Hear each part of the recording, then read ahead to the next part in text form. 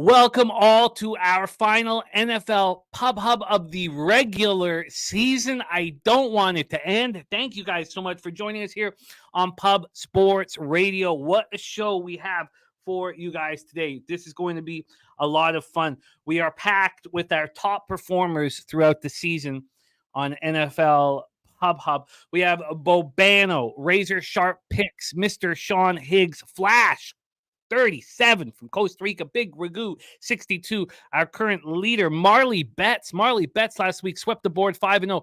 That's the third board sweepage in 8 shows for Marley Bets, 22-9, just 2.5 units behind Ragu for the overall lead. Nicholas Earl going to be on the show. He's had back-to-back strong shows here on NFL Pub Up. And Ramon Scott, he has won 4 straight shows. The only show he didn't win on was his inaugural show, his first show, his debut. Since then, he's won on 4 straight shows, and he's broken into the top 5 of NFL Pop-Up. It's great to see all of you guys. Justin McKelvey in the house. Justin Jefferson over 100.5 yards is the stacks play of the day for our guy, Justin. Let's copy and paste that right here for future discussions. There we go. Perky in the house. There is Nordy ready to get to work. Says, love hanging with the PSR crew on a cold Edmonton morning. Love it. Great to see you, Nordy. We got the Nuke worker in the house. We are not far away from all being in San Antonio together. Nuke, my guy. For round 1 of the NCAA tourney. Flea Mathis, Marcus McCarthy, Gerald Jones, Harold Williams, Andres Lara says Bears money line, Bo Jackson, Ken Wood, Troy Torrance, Subhuman Gaucho, Eric Jones, Big Daddy, aka Big Daddy Boom, which is Leon in the house, James Parm. There's razor sharp picks. Oh, no.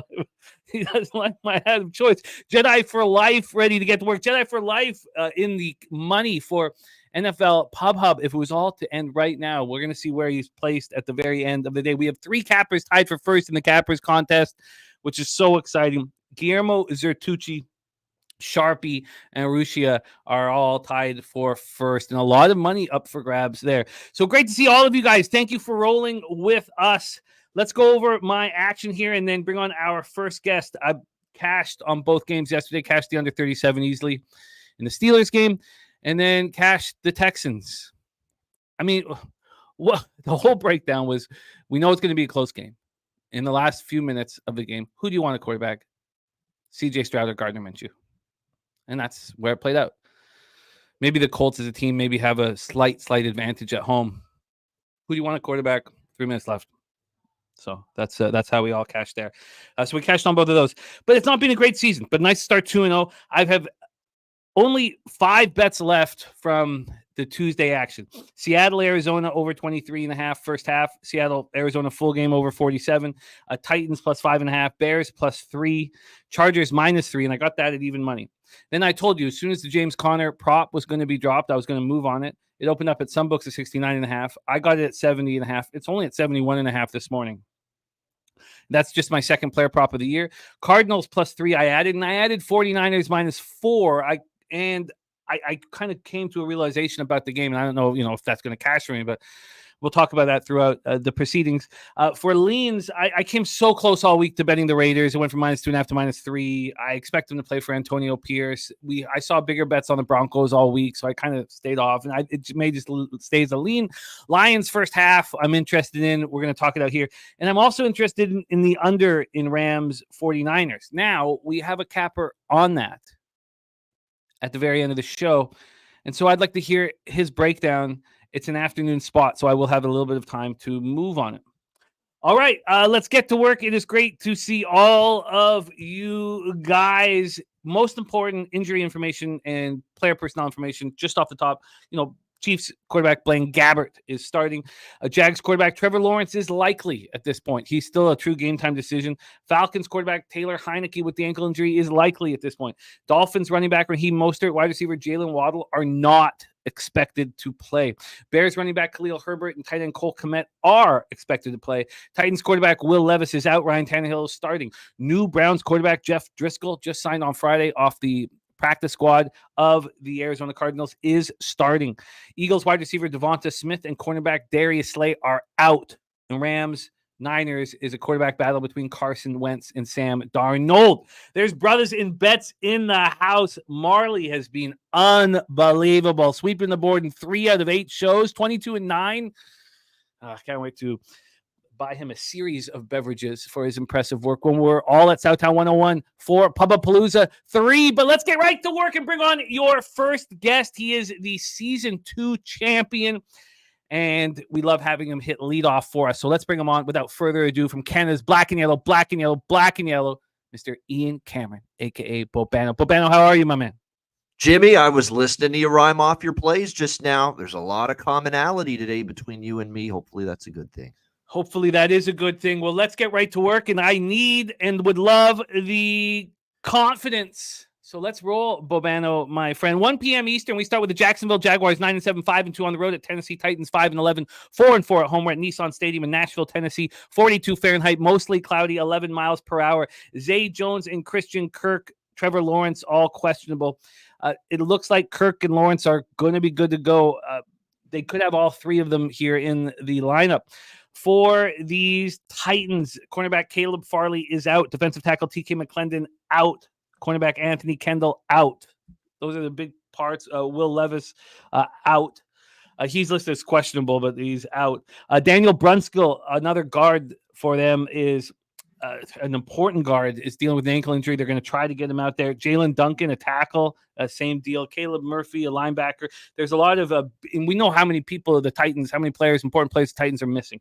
So that's the situation right there. Let's get into the line history and the cash flow, and then have Bobano roll. We will start with the spread here for this one. And this game is talked about by 7 of our 8 cappers today. And you'll hear people on both sides. Right now we have we're going to use Pinnacle's openers. We have the Titans here at +3.5. This opened up at +3.5, got up to 4.5. I mean, I got it at 5.5. Troy got it at 5 at even money with no vig. Right now it's at +3.5. So from the opening line at Pinnacle, it's only moved a cent in the Titans' direction from -114 to -115. Although it's moved a little bit further away from the Jags. They opened up at -102. They're now +104. From a total scenario here, we have a 42. This opened up at 40 and has climbed up to 42. It is pretty juiced to the under at this point. And then cash flow here for Titans Jaguars. We have 73% of the tickets and 95% of cash on the Titans, 38% of tickets and 74% of cash on the under. We thank you all so much for being here. NFL Pop-Up, our final show of the regular season. And let's have our Season 2 champion roll. Take it away, Bobano, Jaguars, Titans. Yeah, I mean, for this matchup, once I heard what Mike Vrabel said early in the week, talking about there's no such thing as a meaningless game. We're coming here to put our best foot forward every week. We're coming here to win. It was pretty much all I needed to hear to sell me on taking the Titans in this spot. I mean, I just do not trust the Jacksonville Jaguars. And I know did they have a get-right game last week? I mean, Carolina was absolutely awful in that football game. I'm not so sure that's just, well, things are okay again with the Jacksonville Jaguars. I think Lawrence is going to play. I don't think he's 100%. And I think ever since he hasn't been 100% health-wise, he hasn't been very good. You know, he's been missing open receivers. He's been a turnover machine really the last several weeks. And to me, that's a concern. And all the pressure's on Jacksonville here. And we have not exactly seen this team respond, to pressure very well here in the last few months. So I'm okay and very comfortable here taking Tennessee. Long-term if you're into long-term ATS trends, Vrabel and the Titans as home underdogs have been extremely profitable, very strong numbers and results. ATS as home underdogs. I think this is a battle for Jacksonville to preserve their playoff standing today against a division rival. So I'll go with Tennessee. I'll take them at Pinnacle, Jimmy, +4, -128. +4, -128. Bobano is on the board. We move on to 1 p.m. Eastern. Minnesota Vikings 7-9, 5-3 on the road. The Detroit Lions 11-5, 5-2 at home. We're at Ford Field in Detroit, Michigan. For these Vikings, they're missing some key pieces. Cornerback Byron Murphy out. Cornerback Mekhi Blackman out. Defensive back Theo Jackson, toe injury, out.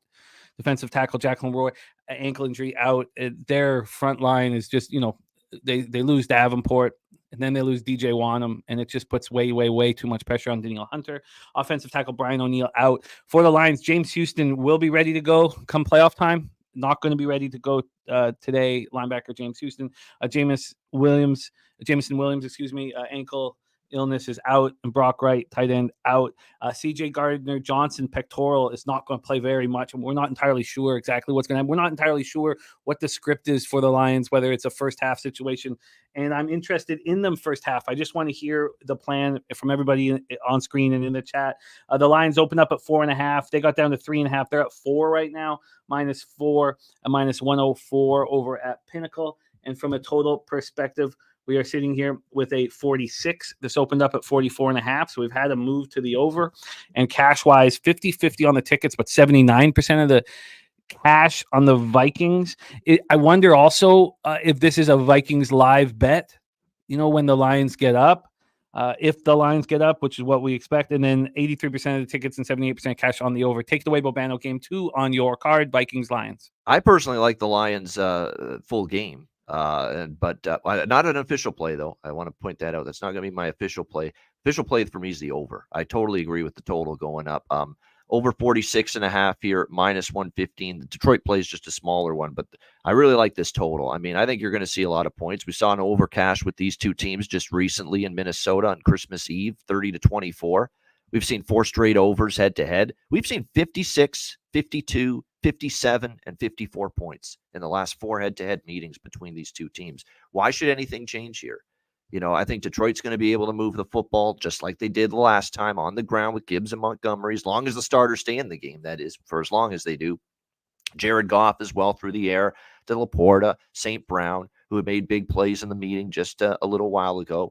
And there you go. Dan Campbell said he's not resting his players. So if you buy into what Dan Campbell, and plus to me, this is what I see too about why be careful with taking Minnesota here. First of all, Minnesota's defense stinks right now, and they're banged up to hell. And Green Bay did whatever they wanted last week against them. And the second thing is, you look at how Detroit lost that game to Dallas, and how Brad Allen made the most egregious, brutal officiating call ever known to man, and how they did get screwed, in my opinion. And even though that really cost them seeding wise and a chance to be the number 2 seed, although things could fall into place if this goes their way, I still think there's motivation here. This is their first home game since clinching the division. This is a situation where they're pissed off over the way that Dallas game ended last week. Dan Campbell's not one to say, hey, let's mail in a football game and a home finale in front of these fans at Ford Field. I think Detroit's going to be amped up, and they'll play good football in this game. So that's why I like Detroit a little bit for a small bet. But primary bet, official bet, is over 46.5, -115. You got it. Sorry, I was just replying to Truth Teller. Can you give me that number again? The over? Yeah, over 46.5, -115 at FanDuel. And I do expect Minnesota to move the football a little bit. Say what you will about Nick Mullins. He's a lot better than Jaron Hall. That was proven last week, and I think they'll be able to at least move the ball a little bit. All right, let's roll into the. I wonder if I thought I could beat that at Pinnacle. Didn't they have the over 46 there? I'm going to double check here. I got it up, and I'll let you know here in a second. Let's move on to the next spot on the board for you. 1 p.m. Eastern. Tampa Bay Buccaneers 8-8, 4-4 on the road at the Carolina Panthers 2-4. Over 46 -120. There you go. We'll take that at Pinnacle. Yeah, that's all right. We'll take that. Over 46 -120. Bank of America Stadium in Charlotte, North Carolina. There's Fat Wally in the house. Great to see you, Wally. Man, we're all excited to hang with you. So excited to hang with you in San Antonio, my guy. Bank of America Stadium, Charlotte, North Carolina. 50 Fahrenheit, sunny, 13 mile per hour weather. Is Carlton Davis going to be in the lineup? We know that Baker Mayfield, who's been questionable all week with ribs injury, will be in the lineup. But Carlton Davis is very important here. We're going to find out if the cornerback will be able to play. Marquise Haynes, linebacker for the Panthers, concussion is out. Is Pinheiro going to play? We didn't think he had a chance. And then also Cade Mays, who either is at center or guard for, it looks like he won't be able to play center maybe because of his finger injury. So it looks like we expect Pinheiro and Cade Mays to be out. JC Horn's going to be in though. And that's a huge help for these Panthers. Let's get into the line history here for this one. We have this opening up with Panthers +5.5. They've dropped to +3.5. Now that +3.5 is a +102 situation. And from a total scenario, we opened up at 37.5 and we're now at 36.5.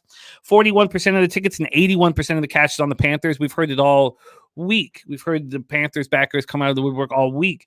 You'll hear both sides of the fence here today. 43% of the tickets and 77% cash is on the under. Take it away for us here, Bobano, game 3 on your card, Bucks, Panthers. So I was fascinated to hear how Baker Mayfield and a lot of the veterans on this Tampa team reacted after that terrible performance. You talk about flat as a pancake, lethargic, flat as can be. That was Tampa last week against New Orleans. I'm trying to figure out, how were they that bad when they were playing so well, going into that game? And they weren't happy. They were livid. They were frustrated. They said, we know we're a better football team than that. We owe it to ourselves to prove it next week when we wrap up against Carolina. Even though they've lost control of their destiny, they have to win and they need help. I think Tampa's coming to play. And if Tampa's coming to play, they're the much better football team. I don't trust Carolina one bit here. So I think this price is cheap with the -3.5 here on the Bucks. They're 7-1 ATS on the road this year. They've been road warriors all season long. We can get -3.5, -112 pro line plus. I think Baker and the offense can bounce back here. I think the Bucks defense didn't have their best game last week against New Orleans. I think they'll bounce back here against a Carolina offense. It's very limited, very pedestrian. We know the kind of bad year it's been for this team and especially this offense. So I think the price is dirt cheap, and I think the Bucks are coming to play. Road ATS Warriors this year. We'll go Bucks -3.5, -112. You got it locked in. Let's move on to your next spot on the board. That concludes your 1 p.m. action. We move up to 4:25 p.m. Philadelphia Eagles 11-5, 5-3 on the road at the New York Giants 5-11, 3-4 at home at MetLife Stadium in East Rutherford, New Jersey. Snowing now, won't be snowing at game time. Won't be no precipitation at all. 38 Fahrenheit, cloudy, 7 miles per hour. No Devonta Smith or Darius Slay for the Eagles, and on DeAndre Swift dealing with an illness. Jason Pinnock, safety for the Giants, out with a toe injury, and cornerback Deontay Banks, shoulder, doubtful. And then you have their center, John Michael Schmitz, who they need badly, shin questionable. Take a look at the line history here for this one. We will start with the spread.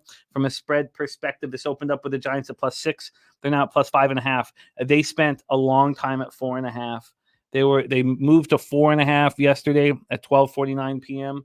and they stayed there until 7 minutes ago. So 7 minutes ago, we had a 1-point move towards the Philadelphia Eagles. From a total standpoint here, we have got a – oh, man, sorry about this. Oh, here we go. Sorry, we have a 42.5. It opened up at 45.5. It got down to 41.5. So it just moved to 43 6 minutes ago. So that means that since 9:43 this morning, we've gone 1.5 towards the over in the opposite direction where it was going all week. From a cash flow statement here, we have, this is the afternoon game. Sorry, very quickly here. We have, come on, show me. Here we go. 67% of the tickets and 85% of the cash on the Giants, 68% of tickets and 87% of cash on the over. And big shout out to our guy, Wally, gifting a Pub Sports Radio membership. Eric Jones getting it. Two great friends of the show. I love you guys. And thank you, Wally, for thinking of us. You're a great man, great friend of the channel. Take it away here for us, Bobano, Eagles, Giants. Funny you mentioned the moves to the Eagles and the over. I'm going against one of those moves, and I'm on, and I agree with the other of those moves. So it's weird how that works out. I find it very difficult to trust Philadelphia right now. I just do. I think that was, now maybe you could say last week losing to Arizona was rock bottom, but the defense is just awful right now. Awful. And I shouldn't be that shocked with Matt Patricia, involved with that. I really shouldn't. So you look at the situation here, and I can't lay points with the Eagles on the road. And what I look for with teams like the Giants is teams that are competing, teams that are not mailing it in down the stretch. They're trying to finish strong, even though they've had a rough season. And right now, that is this Giants team. And say what you will about Taylor. Taylor's a serviceable veteran backup quarterback, and he can get like. He cost me some money last week when I took the Rams. The Giants got inside the number in that game against a Rams team that was playing great football, had everything to play for. I think the Eagles are just way too much of a concern on defense right now to be trustworthy in this price range. I'm on the Giants here, +6. We'll go +6 -118 at Pinnacle with the New York Giants. And then as far as the total goes in this game, I agree with the move here. I like over. Now, I think early in the week, people saw snow and maybe a mix of rain and snow early in the week, heavy wind at New York at game time. You look at the current forecast, it's cloudy. There's going to be no precipitation, very little wind. all of a sudden it's not so much of a detriment that weather forecast is going to be to these two offenses. The Eagles can still move the ball. We know that. And they put up a huge number against the Giants just recently in Philly. I think they'll put up points. Like I said, this Philly defense is a tire fire right now. And I think Taylor and the offense will do enough to move the ball themselves. And the total was way too low, I thought, at 41.5, 42. And now people are seeing that. So over 42.5 for me, minus 115 at FanDuel. Over 42.5, minus 115. Vipe says it's snowing here in New Jersey. Yes, it's snowing right now. Now If it this was is. a 1 p.m. start, which they generally are for these two teams. In fact, I wrote down the weather in my head just thinking it was a 1 p.m. start. And then I was like, oh, wait, it's 4:25. I went back and I was like, oh, there's no snow at 4:25. Nope. So I've gone through and that. very little wind, like 12 kilometers, 13 kilometers is what I saw. Yep. 7 miles, yeah. Let's roll on to the next spot on the board for you. 4:25 p.m. Eastern. The Chicago Bears 7-9, 2-6 on the road. The Green Bay Packers 8-8, 4-3 at home. Lambeau Field in Green Bay, Wisconsin. 34 Fahrenheit, mostly cloudy, 9 miles per hour wind. We have Darnell Mooney out with a concussion, and then unfortunately, defensive back Jalen Johnson, shoulder doubtful. That hurts them badly. Now, Kyler Gordon calf muscle is expected to play. So is Khalil Herbert. So is Cole Kmet. Lucas Patrick on the line is still questionable, and they need him. That's the situation there for the Bears. For the Packers, A.J. Dillon and Rudy Ford are out. So they're your RB2 and safety Rudy Ford out. Isaiah McDuffie, linebacker, is also expected to be out. He's just listed as doubtful at this point. And then they have a bunch of players, especially on the offensive line and at wide receiver, like Christian Watson and Dontavian Wicks, who are questionable but expected to get in. Same with Jaden Reed. Elgin Jenkins on the offensive line is also, they're hoping that he will play at this point. Watson also did not practice at all on Friday. Wicks was a full participant. Reed was limited. So you can pretty much, stagger them in that in that way. Here we go. Line history for this one. We have the Packers right now opening up at -3 at minus 115. They're now -3 at plus 103. The interesting part about all this was that there were 2.5s widely available for the last little while, but we've moved back to 3. From a total standpoint here, and that 3 is really juiced to the Bears as well. It wasn't just like a half move. It was a full legit move. From a total perspective, this opened up at 44, and it's now at 46. We have a move to the over in this one. And cash-wise for Bears-Packers, 70% of the tickets and 88% of cash is on the Bears. It's a lot, and it is a little uncomfortable. I'm on them as well. 63% of tickets, 69% of cash on the over. Take it away for us here, Bobano, Packers, Bears. Yeah, I see Razor Sharp, Packers fan in the chat. Do the right thing here, Ian. Do the right thing. I unfortunately will not be doing what Razor Sharp assumes to be the right thing in this game. If it's assuming that he means back in the Packers. I apologize, my friend. I am on the Bears as well. And I've been on the Bears for weeks, though. This is not an anti-Green Bay thing. I mean, I've been on this Chicago team. And I was on Green Bay last week. I had Packers. I thought Packers as a pick 'em against Minnesota was ridiculous. I thought that line was dirt cheap. And I thought, with Minnesota, with Jaron Hall, it just couldn't trust that. And Green Bay in a great situation, a feast on a banged-up Minnesota defense. And so I love the Packers last week. And I like how they've steadied the ship these last 2 weeks to get into position to win and to get into the playoffs. But I love what I see from Chicago. And to me, I've got the better defense here taking points. Chicago's defense has gotten a lot better here down the stretch, no question. And what's the great thing for Chicago here is they can go out and play their ass off, and they don't have to worry about anything because they're the number 1 pick in the draft next year. So they can go out and play this game like it's a Super Bowl. And I think they will. And I've still got those bad vibes of Green Bay last year against Detroit in the final week of the season and how they couldn't get the job done with everything set up perfectly for them. I like the way Chicago's going. I'll take the 3 with the Bears here, plus 114 or minus 114 actually, no, there's actually plus 3 minus 110 at PointsBet. We'll go with that. Plus 3 minus 110 at PointsBet. I actually like the over as well in this game. Now it's gone up a little bit, but we'll go with over 45.5 minus 110 at Bet365. You are locked in. We're doing good for time here. We got to get these 2 games in 2 minutes, though. Let's move on to 4:25 p.m. Eastern. Seattle Seahawks at Arizona Cardinals, State Farm Stadium in Glendale, Arizona. Now, obviously, we have biases, recency, vividness that affect us. But I was so confident in the Arizona-Philadelphia overs first half and full game last week. So confident. Line did nothing. Line didn't move in my favor. Line gave me no confidence whatsoever, and it was easy cashers. I'm on the first half and full game over in this one.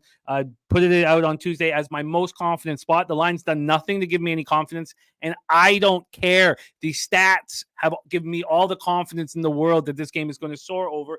but I'm heavily invested. This is the most invested I've been in a game now this year. I have 4 different bets here. I started with the overs. I told you I wanted the James Conner over rush yard prop because he's going for 1,000. He's been saying it for 5 weeks. That's only at 71.5. I got it at 70.5. You could have got it at 69.5. I was about an hour late to it, but it hasn't really moved that much. And then I'm also on the Cardinals +3. Those were late additions. For the Seahawks, Mario Edwards, defensive end, is out. Offensive guard, I should say, Phil Haynes out. Abraham Lucas, also another guard, out. They were really hoping to have Abraham Lucas in, and that's the main spot there. Jason Peters with a foot injury and nose tackle, Jaron Reed are expected to play, and they're very important. The Cardinals are missing important offensive linemen too, and DJ Humphries. Also, Dante Stills out. But DJ Humphries is the big one. So they're both out. Let's get into the line history here for this one. On the total, it opened up at 47. It's now at 47.5. That 47.5 is being juiced quite a bit. It's not quite as juiced. I don't care. And then from a spread perspective, Arizona now at +3 is heavily juiced. That's if you want the Seahawks -3, you can get that at +105. So you can get 2.5s at your leisure. And then here, 35% of the tickets and 51% of the cash are on the over. I can't explain why everybody doesn't see it the way I see it. Oh, excuse me. That's my bad. That was on the side, on the Seahawks. My bad. Sorry. 35% of the tickets, 51% cash on the Seahawks. My bad. And then the sharp actions on the under. 28% of the tickets and 55% cash is on the under. I will go up against that. Take it away for us here, Bobano, Seahawks, Cardinals. Yeah, I mean, everything you said is accurate. I'm right there with you with over in this game as well. Over 47, -112 at Pinnacle. I think Seattle can run and throw on Arizona. Arizona can run and throw on Seattle. I think it's that simple, and especially the run game for both teams. In fact, I have a same game parlay here of alternative rushing yards for the 2 backs. I have Connor 100+ rushing, and a Kenneth Walker 100+ rushing in this game for a parlay. And I think they've got a great chance of cashing both of those. I mean, these are the 30th and 31st ranked run defenses, yards per carry and rushing yards per game allowed. I mean, these running backs, Walker and Connor, should just go crazy running the football in this game and have a ton of success. I think we'll see some big plays as well. I mean, that was so alarming to see Seattle struggled defensively to the extent they did last week against Pittsburgh. And I was on the over with both teams last week, Arizona against Philly, Seattle against Pittsburgh. So right there with you, over 47.5.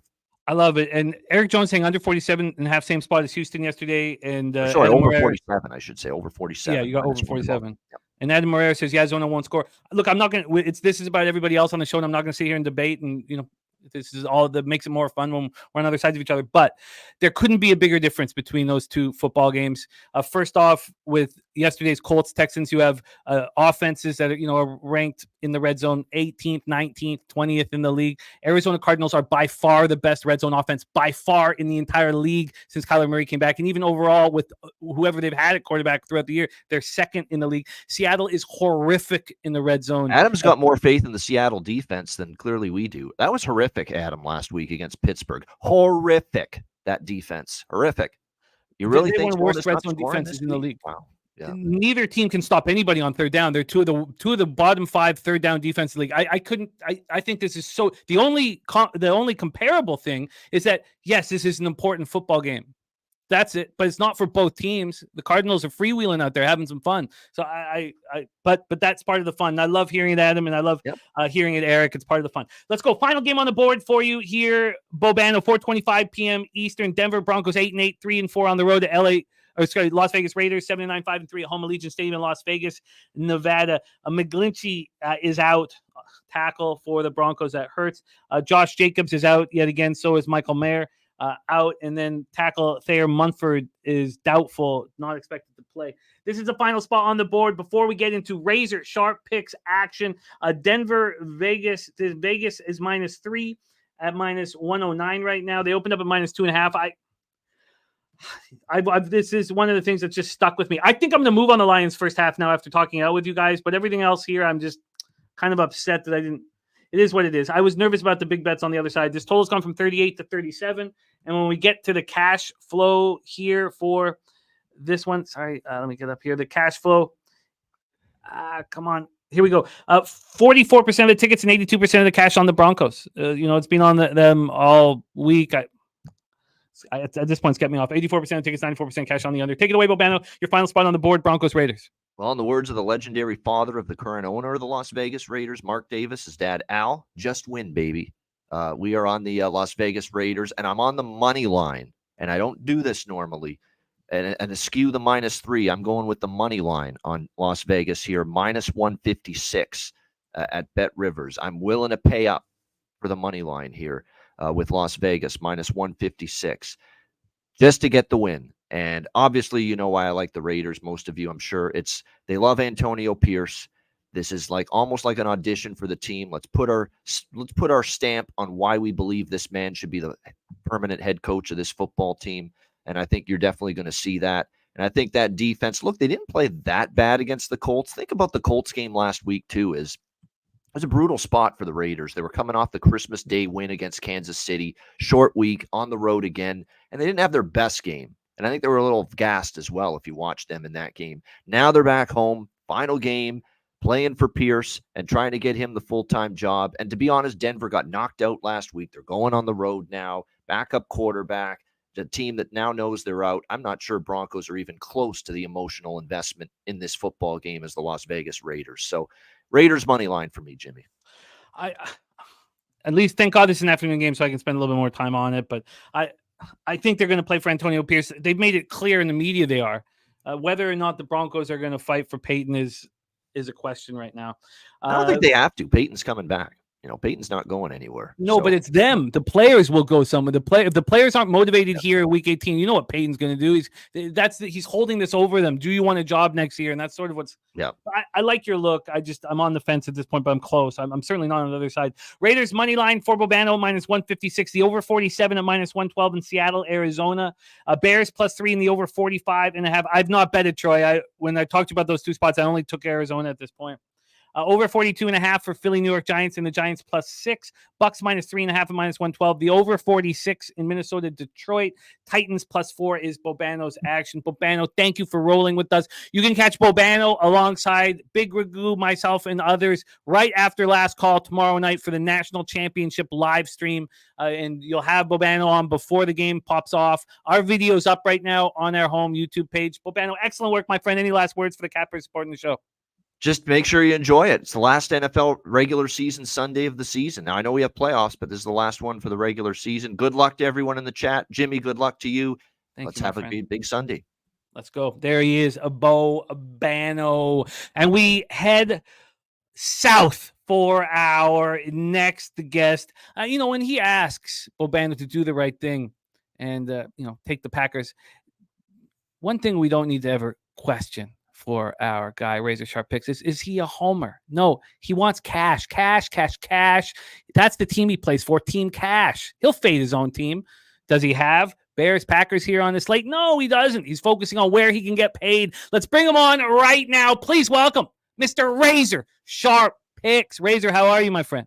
My guy, Jimmy the Bag. The chat, you might be asking what this bottle is in front of me because you know damn well we take a shot before we get this party started. And that is the good old Kraken. We're going to take a shot at Kraken before we get paid here. So cheers, and let's have a fucking Sunday. Oh, that looks delicious. Frosty Gasolina. It's not delicious. But Let's go, Razor. You start with a highly contentious game here. 1 p.m. Eastern. Atlanta Falcons 7-9, 2-6 on the road at the New Orleans Saints 8-8, 4-3 at home. We're at Caesars Superdome in New Orleans, Louisiana. Drew Dahlman is out with the ankle injury. He's a center and a guard, and he can be important at times. And we have just gotten word. We've just gotten word from Andrew G that it will not be Taylor Heineke. That Taylor Heineke, his ankle is not good enough at this point. That's what we're getting here. We'd love to see other people discuss that, but Andrew G saying Desmond Ridder is in. So that would have just been announced here. For the Saints, Lonnie Johnson, safety, tackle Landon Young are out. Juwan Johnson is expected to play. There is a sickness going through the locker room right now for these Falcons. Take a look at the line history here for Falcons Saints, and we have the total sitting at 42. This opened up at 41.5. We've moved a half point to the over. And from a spread perspective, we are sitting here with a -3, -108. This opened up at 4, a very strong move all week to the Atlanta Falcons. And we have 49% of the tickets and 80% of the cash on those Atlanta Falcons. 43% of the tickets, 61% cash on the under. Take it away, Razor. Game 1. How you getting paid, my man? It's a big playoff game. Big playoff game for both these teams. Both these teams have to win to keep their chances alive. And I think Atlanta can get it done here. Getting the +3 is good for me. Worst thing happens, we push, but I think Atlanta wins this game outright. They are 4-1 against the spread their last 5 against the Saints. They're 5-2 against the spread their last 7 against the NFC South. So when it's time to play the division teams, they step up. On the other side, the Saints do not. They are 3-7 against the spread their last 10 versus the NFC. The Saints are 3-7 against the spread their last 10 games when they are a favorite. There's no reason they should be a favorite, but they're playing Atlanta at home, so they have to be a favorite. They are 3-10-1 their last 14 times when they are a favorite, which is why they should not be the favorite here in this one. They are 2-6 against the spread their last 8 games on the Sunday at home. I'm on the road team here. Atlanta gets it done, +3. I don't think we need the points, so if you want to sprinkle a little bit on the money line, that's good money too. +3 available at +100 right now. Even money at Bovada. Next spot on the board for Razor, Jacksonville Jaguars, Tennessee Titans. We've already set this game up. We know that it went from 5.5 to 3.5 up to 4.5 for a little bit, and it's back at 3.5 right now. But Will Hill just moved it to 4. So Will Hill has moved it to 4. They're the only book who has done that at this point. Interesting. Take it away for us here, Razor, Jags, Titans. This is my top $400 gamblers first glance play of the day. I'm on the Jags -3.5 against this Titans team. Yes, everyone thinks the Titans are going to play good here. Their coach said they're going to play well. What coach have you heard that said they're not going to play this week? What coach have you heard not say that? I haven't heard any of them say that. So for me, Jags are a better team on the road team. Their road teams are actually their home games because they play a lot better on the road. They are 5-2 straight up their last 7 road games. 8-3 the last 11 straight up on the road. 8-2 against the spread their last 10 road games, and 9-2 the last 11. They are also 4-1 straight up the last 5 versus the AFC South, and 7-1 straight up the last 8. They're also 7-2 against the spread their last 9 games in January. It's hard to think that the Jaguars are a playoff team, but they have been as of late. So when it comes to January, they put their pedal on the gas, they step up. And I think they can get it done here against this Titans team who's not very good at all. On the other side, they are 1-4 straight up their last 5, 5-18 their last 23. They're also 1-7 their last 8 versus the AFC, and 3-13 their last 16. And then you think about the AFC South, where you should be a better team here when it comes to division, but they're not. They're 0-8 their last 8 games against the AFC South. So I think the Jaguars can get it done here. They need this win to get in the playoffs. I think they win here and get it done. Do you want the -3.5 at +103 or the -3 at -117? I bet it at 3.5, so I'm cool with that. -3.5 for Razor at +103. All right, we roll on, and Nuke confirming Taylor Heineke inactive. Desmond Ridder will be starting. Christian Kirk out from Jake Kaiser. So we're getting this great information here from the chat. I love it. Let's keep rolling with razor sharp picks. Next up, Minnesota Vikings at Detroit Lions, Ford Field in Detroit, Michigan. You know, I would have probably already moved on Lions first half if I wasn't so interested in hearing your breakdown here. The Vikings dealing with injuries, this secondary that's been horrific all year, now without Byron Murphy or Mekhi Blackman at corner. And then tackle Brian O'Neill is gone. We talked about the issues here with they also have a sickness going on. Darisaw, who's very important, we think he's going to play. So that's the situation there. We've already talked about the spread issues. We already talked about the defensive line issues for the Vikings and the spread changes here in this one. So we set it up. Take it away for us here, Razor. Vikings Lions. Mathematically, the Vikings still have a chance here. Which made this line a little fishy to me. Detroit Lions, they're not playing for a whole lot, but they still have a chance at that number 2 seed.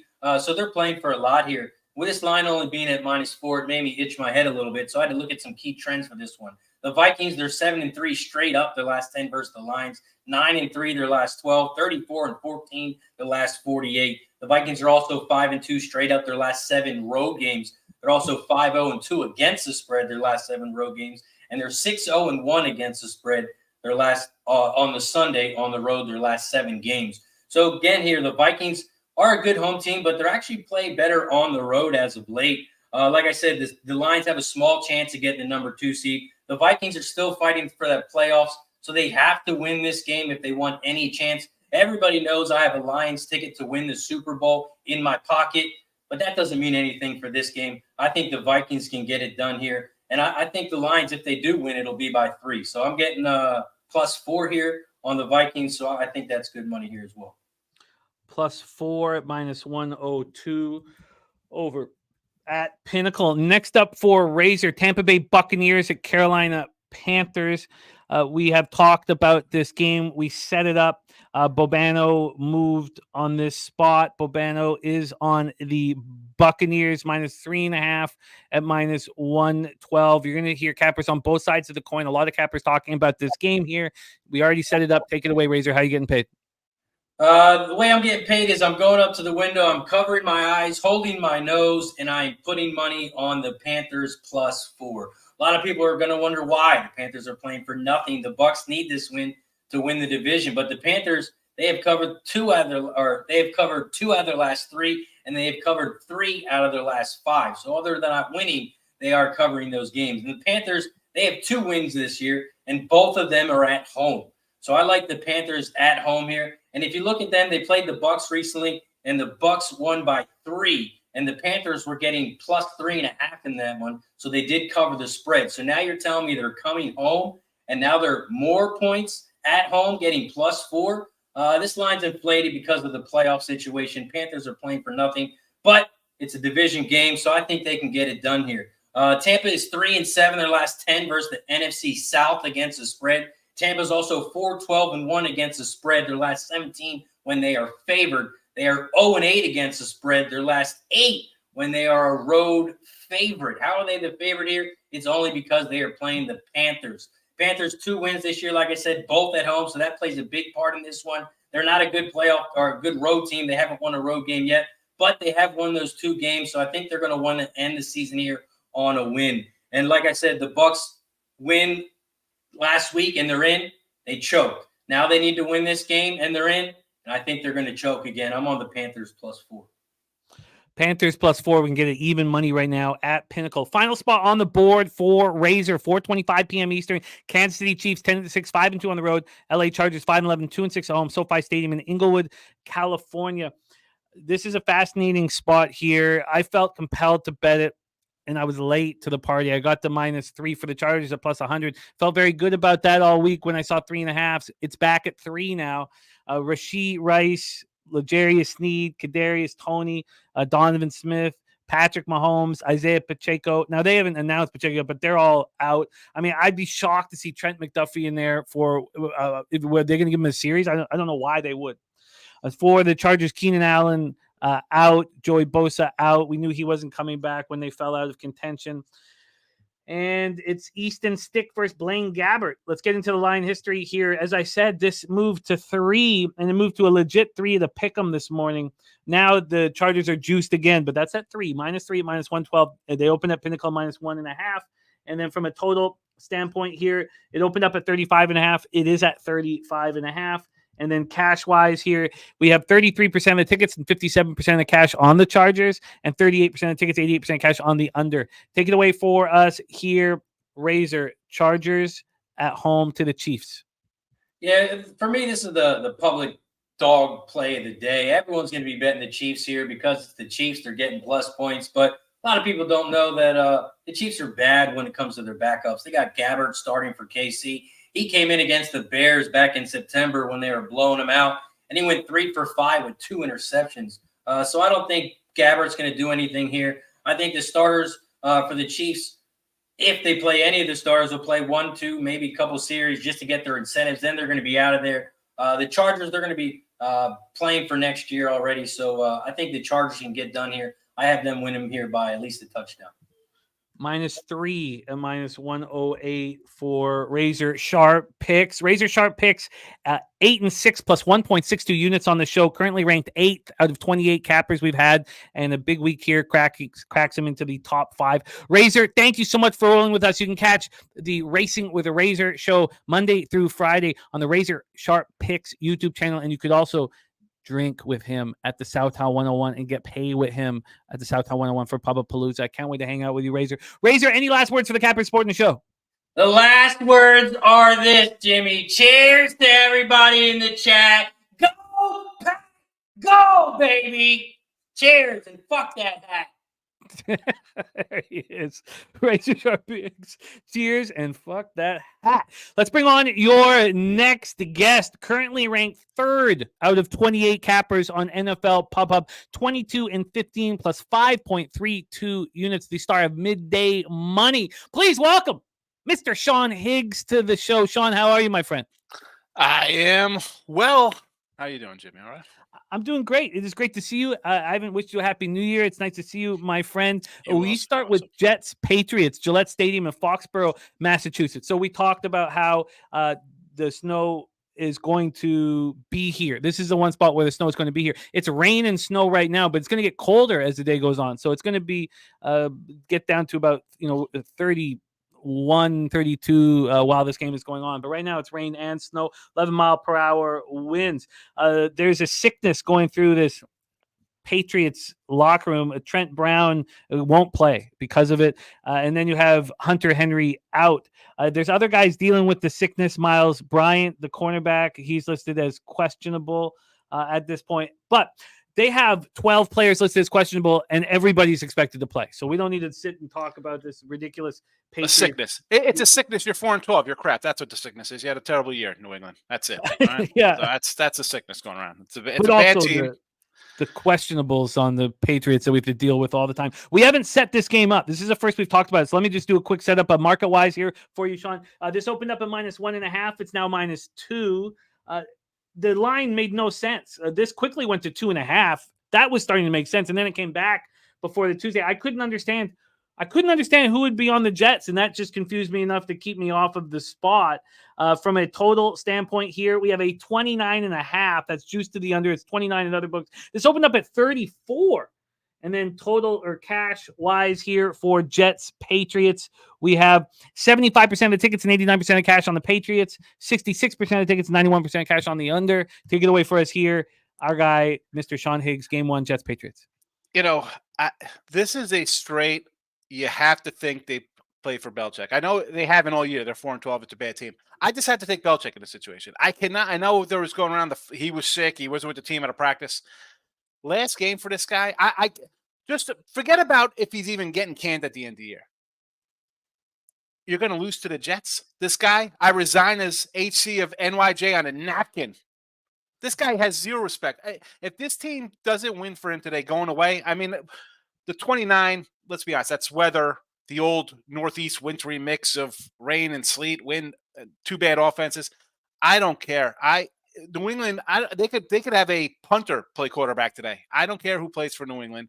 This is, to me, and again, there's no deep dive thinking here. My thinking is that Belichick's last game, it's the Jets, a team he hates from the time he came into the league. I mean, he left them cold. I'm just taking the Patriot. I'm not going to overthink this. This is a Patriot coach kind of thing, whatever, winning for the Gipper. I don't know. There's nothing to say here. It's got to be the Patriots. It's the first game I bet last week. First game I bet. I'm like, his last game at home versus the Jets, I had to take it. I don't care what it is. It jumped out at me. It was the first thing that jumped out at me. I just couldn't understand the line. Well, it's you got a bad Patriot offense you can't score. And the Jets defense has been all right. The last couple of weeks they get lit up a little bit, but Miami offense is not the Patriots offense. We can make fun of Joe Flacco all we want, but the guy just throws for 300 yards every game he faces. So, I mean, is that really the Jets defense collapsing on a short week? I don't know. They're traded. They want to trade Wilson now. Like, what are we doing here? How about you get an offensive line, Jets? Get an offensive line. Get a coordinator, not for him instead of the guy who's not playing. And that's a whole nother story with the Jets. But it's the Patriots. Yeah. How do you take the Jets here? It's not like it's a big dog. You're getting a plus 145, a 190 or something. You take the Jets, you're getting what, $1.15 at 2? $120 maybe. I mean, this is not some sharp coming out. I got to take the Jets today. Show how smart I am. I'll take the Patriots. If it loses, so be it. The guy's totally lost all the entire season. He's out of there. But I just have to take the Patriots based on their history and the coach and the whole whatever with the Jets rivalry there. So give me the Patriots. You got it. Patriots locked in. Jose Bouquet wanting to chicken sandwich bet with Nasty Nate on this. Let's move on. Jacksonville Jaguars, Tennessee Titans, Nissan Stadium, Nashville, Tennessee. We've heard a lot of, and we're going to continue to hear looks on this spot. It's already been set up. Take it away. Yeah, give me the Titans here. I had, and again, maybe I should have my giant head examined to think of why Carolina was a decent play last week as a dog and they get run on the building. But I got a good coach here in Tennessee. And yeah, not a good season for them. But 4-3 at home, couple of their losses, OT losses, always close games. And you're telling me they won't be a little motivated with a veteran kind of bunch? And maybe this is an incentive-driven game with Henry and Hopkins and Tannehill, a bunch of old guys out there, maybe their last hurrah here. You don't think they want to knock off the Jags, take them out of playoffs? And that'll be a nice little season for them. This isn't a team that's going to just lay down and not fight here. And the Jags had slumped. They had lost 4 in a row in a total free-for-all before running into a Carolina disaster. Give me the Titans here at home, plus the 4. It's no longer 4s. There's even 3s on the board now. That makes sense. The 3.5 is juiced to -118. Do you mind it? No, I'll take it. 3.5. Let's go. Locked in. Let's go to Vikings, Lions, Ford Field, Detroit, Michigan. I expect your breakdown here will have me pull the trigger on either your action or just taking the team you're about to speak of. Just take them first half. So we've already set this game up with injuries and spread. Vikings, Lions. Take it away, Sean. It's got to be a Lions first half spread here, right? Or team total for me. So I got the over. It was 12. I think it's up to 13.5 now, if that's the number, I believe, right? Is it 13.5? Let me grab it. And this is for a lot of teams. I just don't see.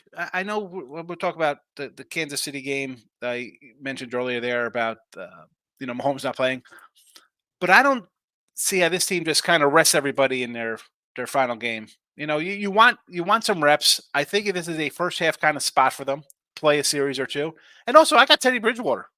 I'm more than happy with that guy comes in. If he even comes in after one series, I do not mind. That guy's a pro, and he's a covering machine, by the way. If you haven't known, and Teddy Covers comes in, that guy. Holy cow. Look at his numbers as a backup. So let's go a little first half team total. 14 points. We might get that in the first quarter here. This Viking team, what did they do last week? I mean, are you kidding me? I had the over in that game, and Mullins. Hey, what do you bench that guy for Jared Allen? Team total first half, 13.5, right? I'm going to find the pinnacle, they say, is shut down for maintenance on a Sunday morning, week 18 of the NFL. It just happened. It's been available. I find that hard to believe. I imagine this will be up in 5 minutes, but I'll find the best line for you. Let's keep rolling here. Next up, Tampa Bay Buccaneers, Carolina Panthers, Bank of America Stadium, Charlotte, North Carolina. We've already heard cappers on either side of the fence. Take it away for us, Sean. Yeah, well, bad for me because I got a 5 on the opener here with Carolina. 5.5, excuse me. I got Tampa Bay -5.5, and now it's down to 3.5. I don't love that. And I'm still rolling with Tampa here. Forget about that. I got Baker's got a $2 million incentive for a playoff spot here. You have a chance, Tampa, and I'm a little biased towards Tampa. I have a 10-1 South ticket. I had their season win ticket total. I figured, this guy leading in offense as a kind of game manager quarterback. He got some good players over here. Defense is solid. You don't win this game, Tampa Bay, going away. Dude, fire the coach. Trade everybody away. You laid an egg last week against the Saints. Maybe you figured, hey, I got Carolina next week. Doesn't make a difference. We beat the Saints. We beat them in New Orleans last time. Again, for me, this is a game where you fire the entire staff and just get rid of everybody on both sides of the ball if you lose this game to Carolina. This game shouldn't be close. Carolina mailed it in last week. It's officially what are they playing for? So the Bears don't get the first pick. They're locked in. It's over. It's over, Carolina. The owner's throwing drinks at people. There's been a huge move, too, in the last hour. And I had Carolina last week. I'm all for taking an ugly dog. I get it. I wake up and see an ugly face every day in the morning when I wash my face in the morning. I get taking something you don't want to take, but I can't. No way. Give me Tampa Bay. I have Tampa Bay. Don't just give me. There's a huge move towards the Bucs this morning. Huge move. It's back. You mean to Carolina? Because it was 5 to 3. It was 5.5 to 3.5. So you mean to move to Carolina? Not anymore. At 9:33 this morning, you could get the Bucs -3.5 and -102. At 30 minutes ago, it moved to -4 at -107, and then 11 minutes ago, it moved to 4.5. There's 5s now on the board as well. So a huge move back towards the What is Bucks. that about? Someone who buried it down to 3.5 and then to just push it back up to the 5 range. Whatever. It should be. This game should be 23-6 or something. Tampa Bay should just run these, not run them out because that'd be implying to drop a 40 spot. But this game shouldn't be close. Tampa Bay, come on. You have a playoff spot and a division title online. A team, you were picked for garbage in your division. You were only better than these guys. The only people thought you were better was this team. Beat them handily, please. All right, so we can get you that 4.5 minus 107. That's now the best available right now. Let's move on. Next spot for you, Philadelphia Eagles, New York Giants. We've already set this game up. Just need to hear how you're getting paid. Take it away. I'm getting paid on the Giants. Tough to say as a Cowboy guy, but I'm a Philadelphia hater. But now it's 4.5. All right, so it's down to 4.5 for Giants. We've seen some spunk out of these guys, and I like the backup quarterback. And Philly, what's there to say about Philly? Played with fire all year. You end up costing you a couple games. I mean, the Arizona disaster last week. We're going to talk about that game in a second. But give me the Giants here. This is just a home dog rivalry. You got backup quarterbacks playing for his next job. You got a coach who wants to win. Not he's a hot seat when your starting quarterback goes down. I mean, you lose a starting quarterback in the NFL, you're going to have a bad chances are you're having a bad year. But Philly's just been a disaster. I don't know. They're talking about getting rid of Sirianni. I mean, the Philly message boards, holy cow. Talk about an ungrateful crew. You're in the Super Bowl last year, guys. Come on. You're bagged up. It happens. It happens. It can't be perfect every year, but give me the Giants. You got the Giants plus 5.5 minus 108. Next up for you, Seahawks, Cardinals. We talked about this in the last session, so it's all set up. Take it away, man. I got a under 4.5 for Arizona to come in and steal that Philly game. Are you out of your mind here? But give me Arizona. I want to go money line here because as much as Seattle sort of has that playoff, I don't know, things have to happen for them to get a spot. Apparently, there's so much of that nonsense. But I can't just say, well, if they take care of business. Did you see them last week against Pittsburgh? I know Pittsburgh won yesterday against a backup team in a monsoon, but holy cow, Pete Carroll, just some terrible. I don't know. No, thank you, Seattle. I can't. I think James Conner, and I'm going to do this on the Midday Month Show. I have a parlay with him for over 2 touchdowns and like over 100 yards. I think it was a 11-1 parlay on that. I think he's going to just blast through the Seattle run defense and just have a monster game. And I think Arizona wins this one outright. I mean, that's the kind of season they're big win in Philly. They're not going to have a letdown. They're excited to play. Oh, they're pumped up to play. They've all been talking about it in the media. I'm with you. I took the +3. I'm all over. I've got so much invested in this game. But I'm right with you here. A lot of people in the chat on the other side of us. It is what it is. Arizona money line plus 135 for Sean Higgs. Next up, Bears, Packers. We already set this spot up in the opener with Bobano. Bears, Packers. We know that Komet will be playing, which is very important here. And so is Khalil Herbert. I got Bobano moved on the Bears +3 and the over 45.5. I'm also on the Bears +3. Take it away for us here, Sean. Yeah, I like both of them. Give me the Bears here with Bobano. I mean, do you want to really back the pack? I mean, they lost last year in the spot to the Lions. And let's be honest, if Nick Mullins played on Monday night, that game could be totally different than a 30-10 win or whatever the heck it ended up being over there for the Packers. I don't like the defense and the Bears team. Hello, you got Eberflus. Let's get rid of him. They want to fire him. They want to get rid of Fields and bring in Caleb Williams. You know, Fields has played better. The defense has played better. I do like the over because I think the Green Bay defense is bad and Chicago's going to score on them. And this is all about Fields having a field day. Free money here on the Bears, I think. Why is this a 3? Just because they're home at that 2.5? Jordan Love's having a great season. Super. Give me the Bears here. The Bears are you feel, again, if they played better early, maybe it would have been different, but they're playing some nice little ball. This is a team you want to play. Knock out a rival. Hello. Give me that motivational little chip there for them, too. Give me the Bears. You got the Bears with us +3 minus 115. Final spot on the board for you is our Sunday nighter right here, our Sunday night live stream. You're the first capper to talk about it. We're going to have a few talking about it. We'd love to have you live with us this evening. Hard Rock Stadium in Miami Gardens, Florida. Bills, Dolphins. Bills are a healthy group other than the players that they've lost for the season. Then the Dolphins, Bradley Chubb, we know he's done. Xavier Howard will hopefully be ready for week 1 of the playoffs. And we heard earlier that Raheem Mostert and Jalen Waddle are not going to play at this point. Now, it's not all horrible news for the Dolphins. Javon Holland is going to come back to the lineup. He's missed a bunch of games in a row.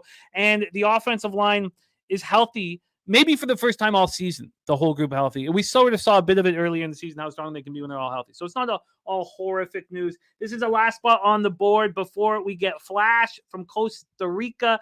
Let's hear your spot, but let's touch on the line history here. This total is sitting at 48. It opened up at 50. Troy said to us on Tuesday that this will be at 48 come Sunday. From a spread perspective, the Fish right now are +3 at -116. They opened up at +2.5 at -104. And when we get to the cash for our final spot on the board here, we have, here we go. 66% of tickets, 79% of cash on the Bills, 84% of tickets, 96% cash on the under. I do have an SGP that I'm excited about. Very clean, easy SGP that I'll talk about on our live stream. But take it away here for us, Sean. Bills, Dolphins. I do like that under. I got that in the midday money coming up. I got the under 48.5 there for this game. But I do like the Bills. I mean, I'm sure someone's had to mention it that before beating Dallas, before Dallas chokes away another game, Miami hadn't beat a winning team in like 20 straight games. Something ridiculous. Like they can't beat teams with winning records. Give me Buffalo here. This is as much as I think Baltimore is going to come out of the AFC. The Bills are the dangerous team right here. This is a team that's kind of clicking down the stretch. I don't want to worry about their game versus New England. That was I guess it's a rivalry game. New England hasn't been that good in a while, and they were up, I think, 23-10 or something late, and it got a little closer than it should have been. This is the game they're concentrating on, Jimmy. This is the Bills. I don't say going away. I think this game's going to be like 34-17. I don't think Miami's close in this game. They're in a little bit of a slump, and the Bills, even are they in with the win, or they need other things to happen here? I mean, they're trying to win either way. It's not like forget about winning the division and making the playoffs. They just have to win, right? And they're in. Is that how it works out? I don't know if they have to have losses by somebody else, but either way, this is all Buffalo. I mean, just the way they played down the last month. Give me the Bills here. I'm sorry, Miami fans. I mean, this is, and who do the Miami get in the playoffs? Are they going to play KC? Is that KC Miami, or is it Bills KC?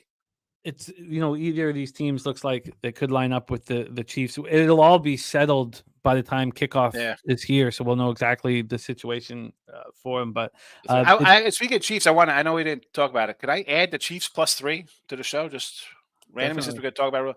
And this is basically, I haven't heard anybody talk about the Chiefs.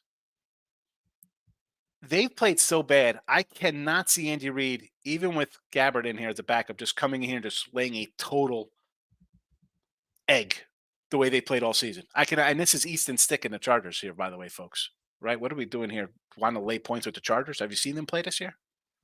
Give me Kansas City as a dog here. Yeah, there's been a move back towards them right now. So Bills -3 at +105. Do you want me to look for a 2.5 when Pinnacle comes back up? It won't make a difference. Okay.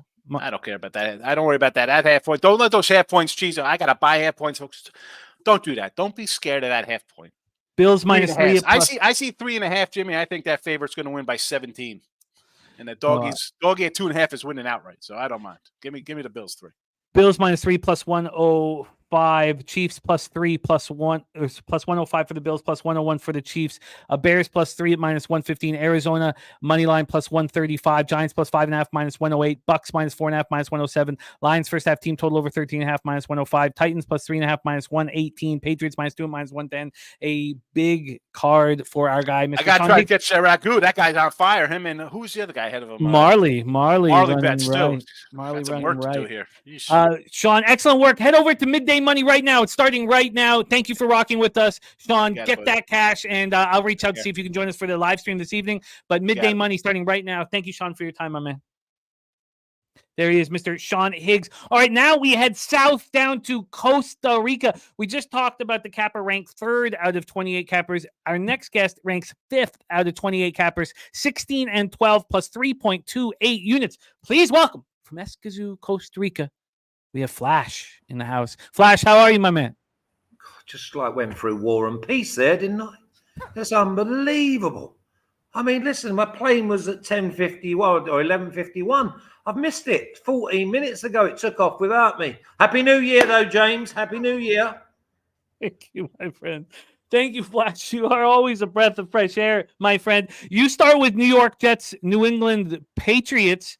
And Gone this is goosebumpy as soon as you mention the Patriots. No sentiment in professional or top-level sport, but today I've gone all sentiment. And I've got 3 plays in this. I've triple dipped. I've gone, I know I told you Patriots -2. I've got Patriots money line, and I've got Patriots to be leading at halftime as well. I think it's like -1, -1.5.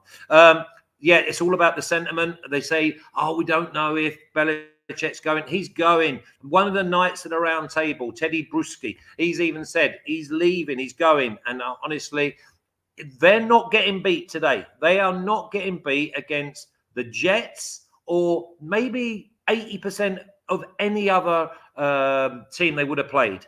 And you're looking at the snow, the wind, the horribleness. It's Belichick's type of game. The field position. I mean, obviously, look, 29. You could tease that down to 23 and still probably go under. It's the Patriots all the way for me, and it's pure sentiment that the last game of the greatest coach ever gets a W. And so we're going to go money line for first half and full game and the spread full game. Yeah. I'll go spread first half, though, if he gives me a little bit, few extra shekels. It does. If we go spread first half, we'll dig a -0.5 and we'll get it looks like it'll just be even plus 101. There you go. Okay, plus 101 for first half, -0.5 at plus 101. Full game -2, and then the full game money line here on the Pats looks like a -135 at Will Hill. Looks like it is the N Heritage. So both -135. The -2 is -110. And Flash bullish on these New England I Patriots. can't have it any other way, man. How can you? How can you? If it was like, listen, I'm talking about maybe 20 teams could have gone into the Patriots today in these conditions, in this occasion, with these circumstances, and I'd still want to be with the Pats. I love it. You are locked in. You move on to your next spot on the board. Atlanta Falcons, 7-9, 2-6 on the road at New Orleans Saints, 8-8, 4-3 at home. Caesars Superdome in New Orleans, Louisiana. We've already had this game set up by Razor Sharp Picks, and he moved on the Falcons. And let's hear your other side. Take the other side for it. The other side. I mean, if there's only 2 people that really I don't like being on the other side of, and one is obviously coming after me, and one came before me. I'm with the Saints. I've got this about 24-10, 24-13. The Saints D. Saints need to win. Atlanta Falcons have got some dodgy QB. Everything tells me that the Saints win this game. And if they win it, they're going to win it by more than -3. So, listen, let's not mess about here. Saints, too good for the Falcons. They go and win 24-13, 24-10, something like that. Let's not even mess about. It was probably my strongest, although I could have had about 6 other bets, but obviously everyone else will be missing their planes as well. And Kamara is out at this point. I didn't even have him here. They average, I think I saw in the chat, they only average like 17 points, but I think 17 points would be enough against the Falcons with the Saints D. I think the Saints are going to play hard. They need to win. They will win. And if they win, it's not going to be a close game of -3. -3 at -108. You're going also against the best database spot for Troy Torrance from his database. Where's he in the Kappas list? He's up just over 47 units. No, that's your Tuesday, man. And he plays on his own, doesn't he? He plays a game where he comes first and last in the same competition. No, listen, I like him. He's good. I would say sharp as a razor, but we've already got a razor. Okay, let's go on. I can't wait to hear your breakdown on this one. And your final 1 p.m. spot, Jacksonville Jaguars at Tennessee Titans, Nissan Stadium, Nashville, Tennessee. Take it away. We've already set the game up. Yeah, I'm just all over fading shitty ass QB of the Jacksonville Jags. They've killed me. This is a revenge spot for me, not the Titans. I've gone with the Titans money line here to win because I think that Jacksonville, they get behind the 8 ball, then it's going to be panic stations. Because remember, 4 or 5 weeks ago, this game shouldn't even be relevant. But They have got in their own way, and I believe they get in their own way again. I'm not convinced by Big Nose throwing the ball that he's even fit. I reckon he's getting away with it today as a desperation measure, and I think that Vrabel is desperate to win this game. And I think the Titans have got the weapons, and they are spoilers. And you're giving me like plus 200 for the Titans to win, then yeah, so be it. I'm more than happy to watch Jacksonville cry in their own soup. You got it. Titans money line at plus 160. Final spot. Wow, it was plus 200 yesterday, wasn't it, when I sent it to you? Yes, but you've been leaking my picks, haven't you? no, I'm surprised that this hasn't come back even more, because I thought there had been a late move. Am I getting that confused with the? I thought there'd been a no. That's not. You're right. It's still moving heavily towards Tennessee at this point. Sorry about my son crying. It's he's nervous about your money line action.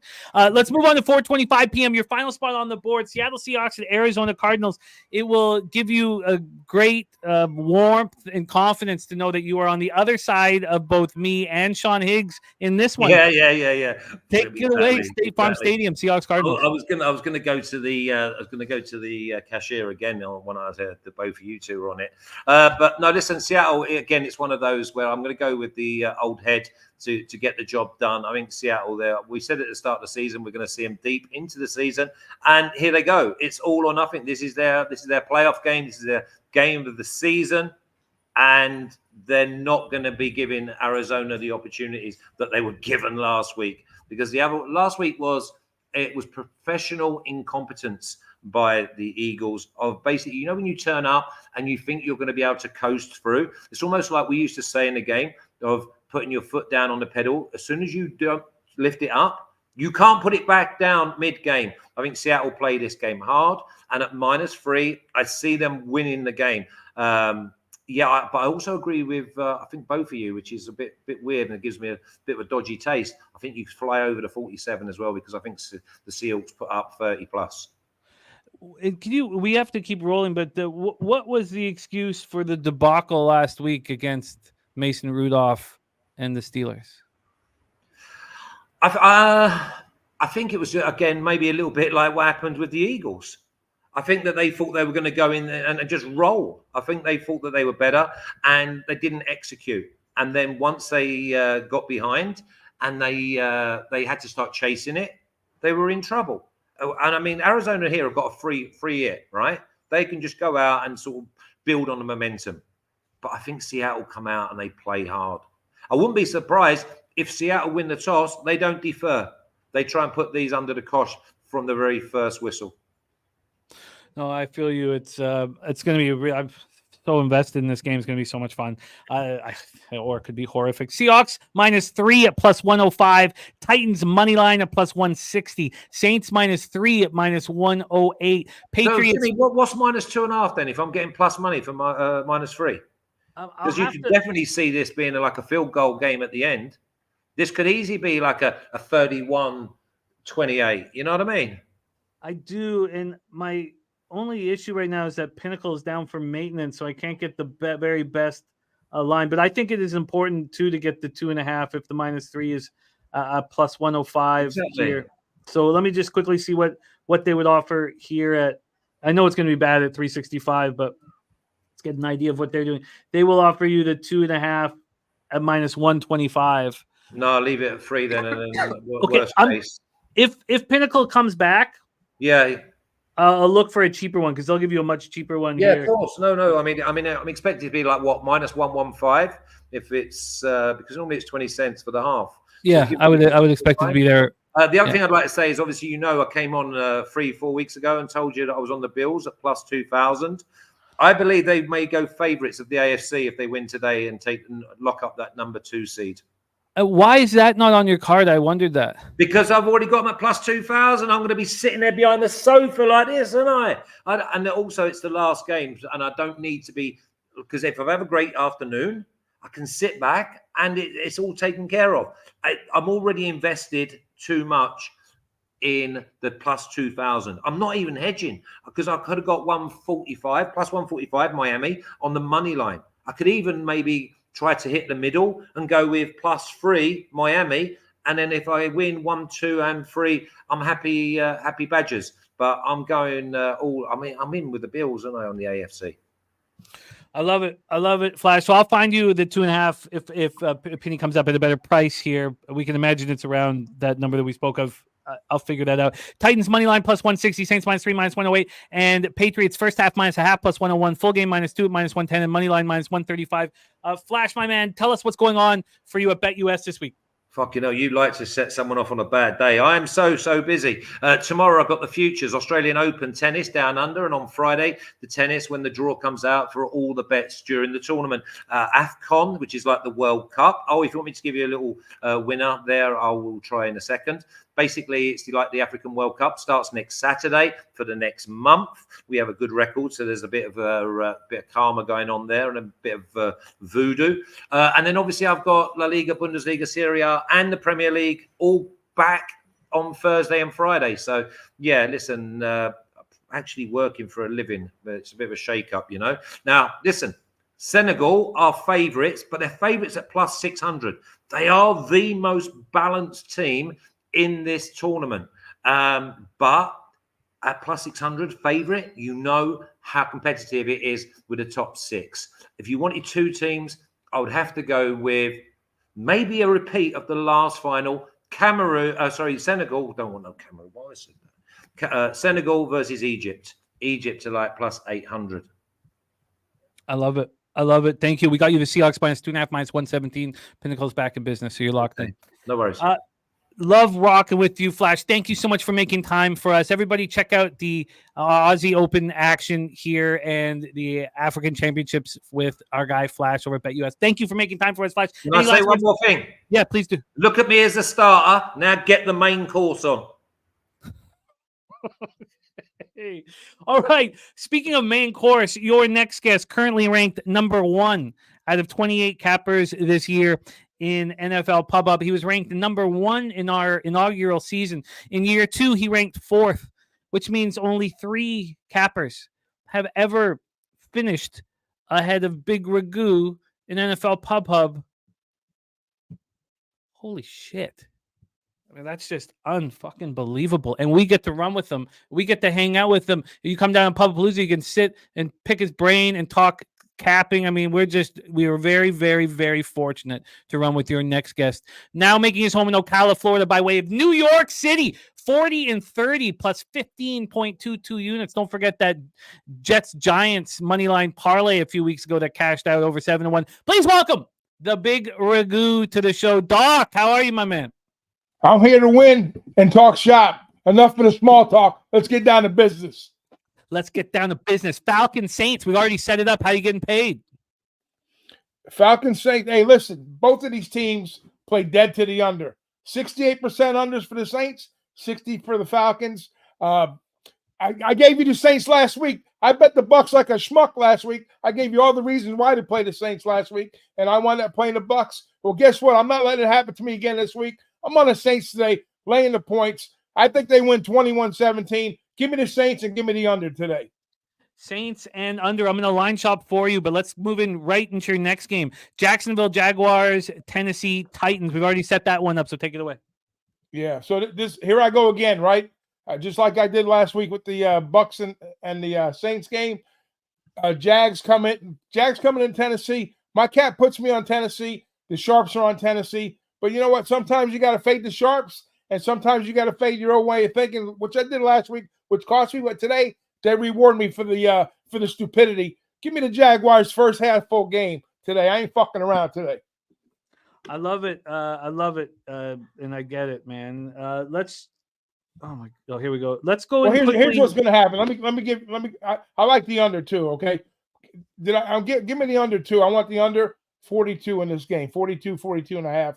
I think the under smashes. I think the Jags, even if I'm wrong about the Jags full game, I think they get it done first half, but I like the under too. I think we're going to see a lot of ETN. We're going to see a lot of Henry today. I think we just see a run fest here. If Doug's smart today, he'd feed ETN and take some of the pressure off Trevor if he goes. Have we got a status on Trevor? No, but everybody thinks he will be in. It's just not at 100%. Yeah, I'm hoping not, to be honest with you. But I think that's going to be a deter for them if he plays at 8. It's going to take away from some of the bigger plays possibly. But I want him to play, but I don't want him to play. But I do like the under. I do like the Jags in the first half, and I do like them full game here. Well, we can get you that full game -3, -115. It can get you the under 42. Give me the 3. Give me the 3. I know I missed some good numbers too on some of the upcoming games here, but I'll take the under. Under is probably going to be my bigger play just for the chat's purpose, But I'm going to take Jags on the side too. I was going to take them on money line, but I got something else working on the money line after we get to the end. Jags first half -2.5, -115. Full game -3, -115. Under 42.5, -110. Next up for you, the Tampa Bay Buccaneers. You're wearing their colors. Are you backing them financially? Oh, absolutely. Absolutely. I'm backing the Bucs today, without question. I gave you the reason not to play them last week. I'm going to give you all the reasons to play them this week. Okay, so the Bucs, you and I talked early in the season. We may get a few opportunities to play the Bucs here and there. But if you look at this division, all these teams are dog shit in the South when it comes to making money. But the Bucs were really the only one that really got us paid. I think like 5 units to the good. But like I say, on the road, they're very similar to the Jaguars the way they play their football games. On the road, you got to bet on them. You have to bet on them. My cap puts me at this game. I know I got away from the better number, which I got 3.5, and now we're looking at what 4.5, 5s. You talking now with some of the numbers? What's the best number you got for the Bucs? The Bucs right now, there's been heavy buyback in the last. Holy shit, heavy buyback. I guess not so bad. I guess that's a book that we don't care about. So 4.5s or 5s. Yeah, well, you know what? I think they win going away here. I capped the game at a 5, so now you're getting into my territory with the numbers. But I know there's a bunch of money early on. It was like 20-80, 20% of the tickets, 80% of the money on the dog here.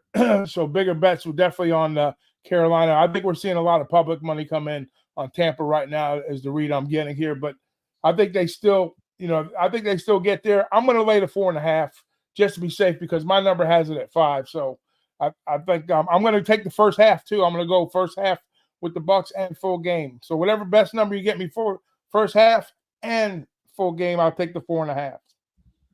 All right, you are locked in. I'm doing that right now. I'll find that line shop for that first half. While I'm doing that, let's talk about the next game on the board for you. It concludes your 1 p.m. action. Next for you is afternoon action. Chicago Bears, Green Bay Packers at Lambeau.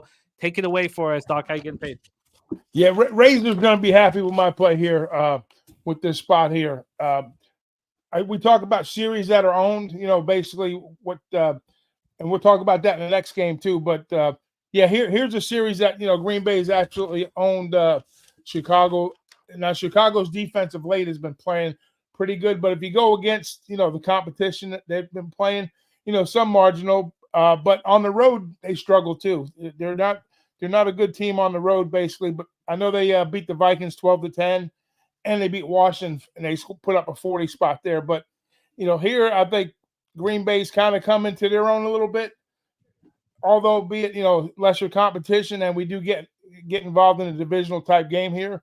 So my cap here puts me on the Pack, even though there are a lot of sharps are on the Bears here. So I'm pushing it against the sharps in a lot of spots here today, which is okay, I guess. But I just think Green Bay, in this series playing at Lambeau at home, are they a field goal better? Possibly. They hooked me in that Carolina game in a big parlay a few weeks back. So I'm not worried about the hook today, but I can see it still being a 2-point, 3-point game. But I'm going to roll with my gut here. I'm going to take Green Bay in the first half. Green Bay first half. Okay, Green Bay first half, -2.5, -107 over at Pinnacle. I'll see if I can beat that. But first half -2.5, -107. For Doc. There is a 4 still, by the way, for the Bucs, a full game out there. So I got you that. But there's even at the book that has the floor at full minus 110, there's still -3 at minus 110 for first half. So you got the -3, minus 109, full game -4, minus 110. Packers first half -2.5, minus 107. Then we get into our Sunday night live stream. The Big Ragu will be with us for our national championship live stream on Monday, but he's giving us some fodder for tonight's show. Buffalo Bills, Miami Dolphins, Hard Rock. Take it away, Doc. Yeah, we know Buffalo's a darling right now. You know, we've seen it happen all year long. Philly looked unbeatable, right? Then Miami early on, they looked, unbeatable. San Fran, they looked unbeatable. Now, Buffalo's, is the darling right now. And it seems like 4 wins is like the top scale with most of these teams. When they get to 4 wins, that's where, we draw the line, and and Buffalo's riding a 4-win streak into Miami. And to be fair, the Dolphins, they haven't looked as sharp as they are, but they still are the number 1 offense in the NFL.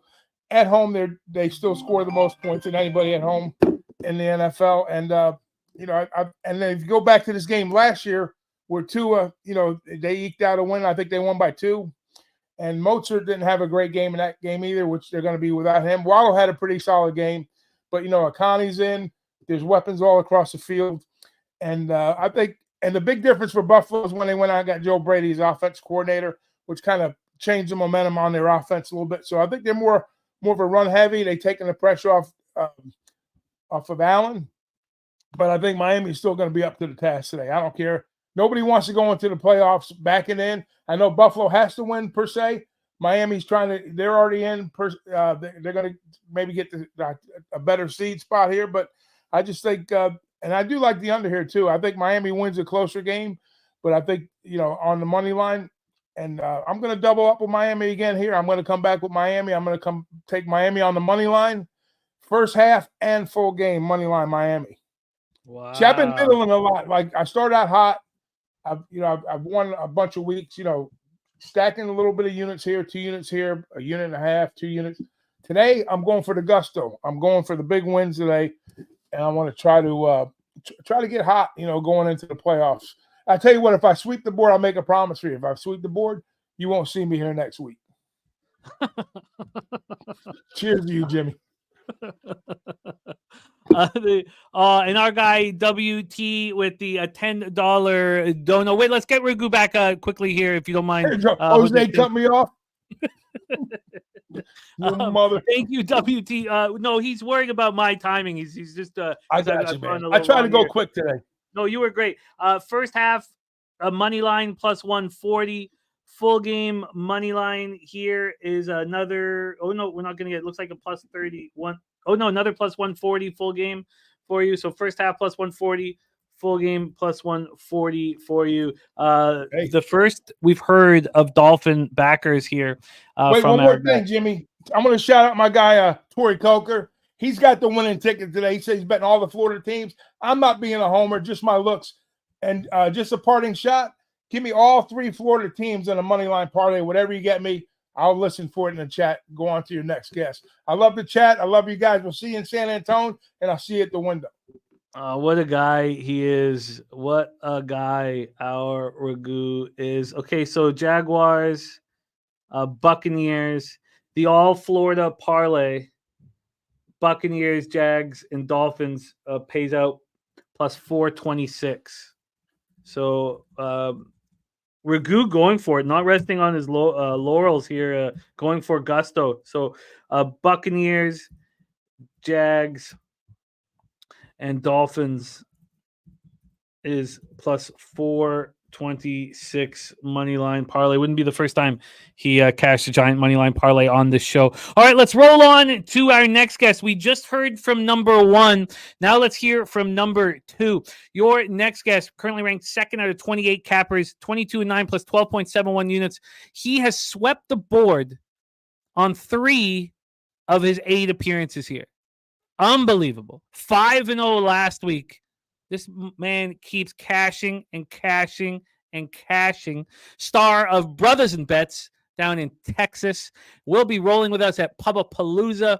I love watching the man work. Please welcome Mr. Marley Bets in the house. Marley, what's good, man? How are you? Yo, what's up? What's good? Hey, Hey, goddamn, Doc is a damn legend, man. What up, Doc? He is, and you are right on his heels here. What a performance that you've put on. Unbelievable. But let's get right to work. But massive respect for what you've done here on the show. Last year's Rookie of the Year, Spenny Penny Bombs. This year, Marley Bets coming with gusto. Philadelphia Eagles, New York Giants. That's how you start your card. Take it away. Can't wait to hear. Yeah, I know we're running behind. You know, I'm always in and out real quick. Hey, these teams just played what was it, 2 weeks ago in Philly. You know, it was a Giants covered the spread. It was a huge spread, 33-25. I'm on the Giants here. I thought I saw a +5, but I'll still take the 4.5. Philly's just backing into the playoffs, not playing well, a bunch of bullshit going on. They don't really need the game. I mean, obviously, if the Cowboys win against the Redskins, they wrap up the division. You know, they kind of gave it away last week. So, you know, if you're Philly, I'll probably Philly backers, maybe Philly first half early, because I think if they show, you know, if they come out looking good, how long are they going to play? If they get word that the Cowboys are killing the Redskins, are they going to go battle out the whole game? You know, so give me the Giants. Tyrod didn't play bad last week. He threw for over 300 yards. So give me the Giants. He's more than capable of taking care of a bunch of backups. And Philly's defense has just been playing terrible. So I like the Giants here. You got it locked in. Giants +5.5 at -113. That's how Marley gets his card started. We stay with afternoon action with Marley. We head over to Lambeau Field. This has been a highly debated spot. Bears, Packers. Take it away. It has. I heard Razor in the chat earlier. Razor, I think you're going to love me on this one, baby. I like the Packers here, Jimmy. I know everybody and their mother and the public is all over the Bears. That's one thing that scares me. But I heard Doc earlier. I feel you. I'm riding with Doc. That makes me feel a lot better. I was a little nervous coming in, taking the Packers with everybody taking the Bears. But I see you, Razor. Don't worry. I got you. I wish I had a shot to take here. Jordan Love has been playing phenomenal over his last couple weeks. I think he's started with like 7 touchdowns. No interceptions in the last 3 weeks. I know it was a little early in the season, second game when he played the Bears, but he torched the Bears second week of the season. I know Fields has been playing good, but we're really talking about them playing like 2 games at home against the Cardinals, and who the fuck was the other game? Like the Panthers or somebody. It was 2 meaningless games that those games had no significance. I know the Packers lost last year against the Lions. This shit is different. You know what I'm saying? We see what the Lions are right now. Completely different team, and that's how they ended the season last year. Bears are not that team. Bunch of turmoil going on. Are they going to keep Justin Fields? Are they not? I like Fields. He's up and down. I'm not banking on him on the road in the game with the Packers. It means everything to them. Young team wants to get them taking a nice first step, investing in Jordan Love in the season. Everything leans toward Packers for me. I like the Packers. I also like the over, Jimmy, at 46. I think, the defense ain't been what it needs to be. Fields probably will put up some points. And I like Love to continue to do what he's been doing offensively. So, Aaron Jones ran for over 100 yards last week. Your running game starting to come back a little bit. I like the Packers here. Do you want the -3 at +102, or do you want to pay for the hook? It's expensive, -122. I'll pay for that hook just in case it could be a tight game. Okay, so Packers -2.5 at -122. Under a field goal. And then the total here over 46 at +102, or do you want over 45.5 -105? That's real cheap. Or over 45 at -113. Say what was the second one? 45.5 -105. Yeah, give me that. 45.5. Over 45.5 at -105. Here we go. Next spot on the board, and the final spot on the board for Marley, currently ranked 2nd out of 28 cappers here on our show, is our big Sunday night live Buffalo Bills, Miami Dolphins, Hard Rock Stadium. Can't wait to hear your take. Yep, let's go. Everybody and their mother is on the Bills here. And I know the injury to Chubb is going to be significant for that defense. However, Jimmy, I'm on the Dolphins. Bills have won 4 straight. I get it. It's tough to win 5 in the NFL. I think this divisional game does matter. I know I know it matters probably a little bit more to the Bills, but I've been saying this all season, maybe for a little bit longer than a year. Allen just turns the ball over too much for me personally, and I can't risk my money on that on a divisional game on the road in Miami for a game that matters. I like this offense. I like Tua. They're pretty much number 1, 2, or 3 in every statistical category on offense. I'm not a big believer in the Bills. I still think Trevon Diggs and Allen got issues. I'm not a believer in the coach. I am a believer in Miami Dolphins coach. I can't think of his name right now. It's slipping my mind, from San Francisco, but what he does offensively. I know they got smacked up by the Ravens. Complete different monster in what we're talking about and going up against the Bills. I believe the Ravens are Super Bowl favorites in my opinion. And the Bills are not. I know the Bills are dangerous, is what everybody says, but I'm with Ragu. I'm just not a believer in Bills Mafia. Sorry. I like the Dolphins here at the crib, plus the 3. And I also like the over. I think we'll get a slugfest going out of here. Let's lock you down with this cash or odds here for the fish. We can get you a plus. Now, it's you can get better lines at other books than Pinnacle here for the fish. So let's do that. Let's move away from Pinnacle. Get you the +3 at -110 there. So fish. Now, right now, Pinnacle, that's juiced to -114, which is a good sign if you are on the Dolphins. Dolphins +3 at -110. And then we move. And sorry, you like the over in this spot? I do.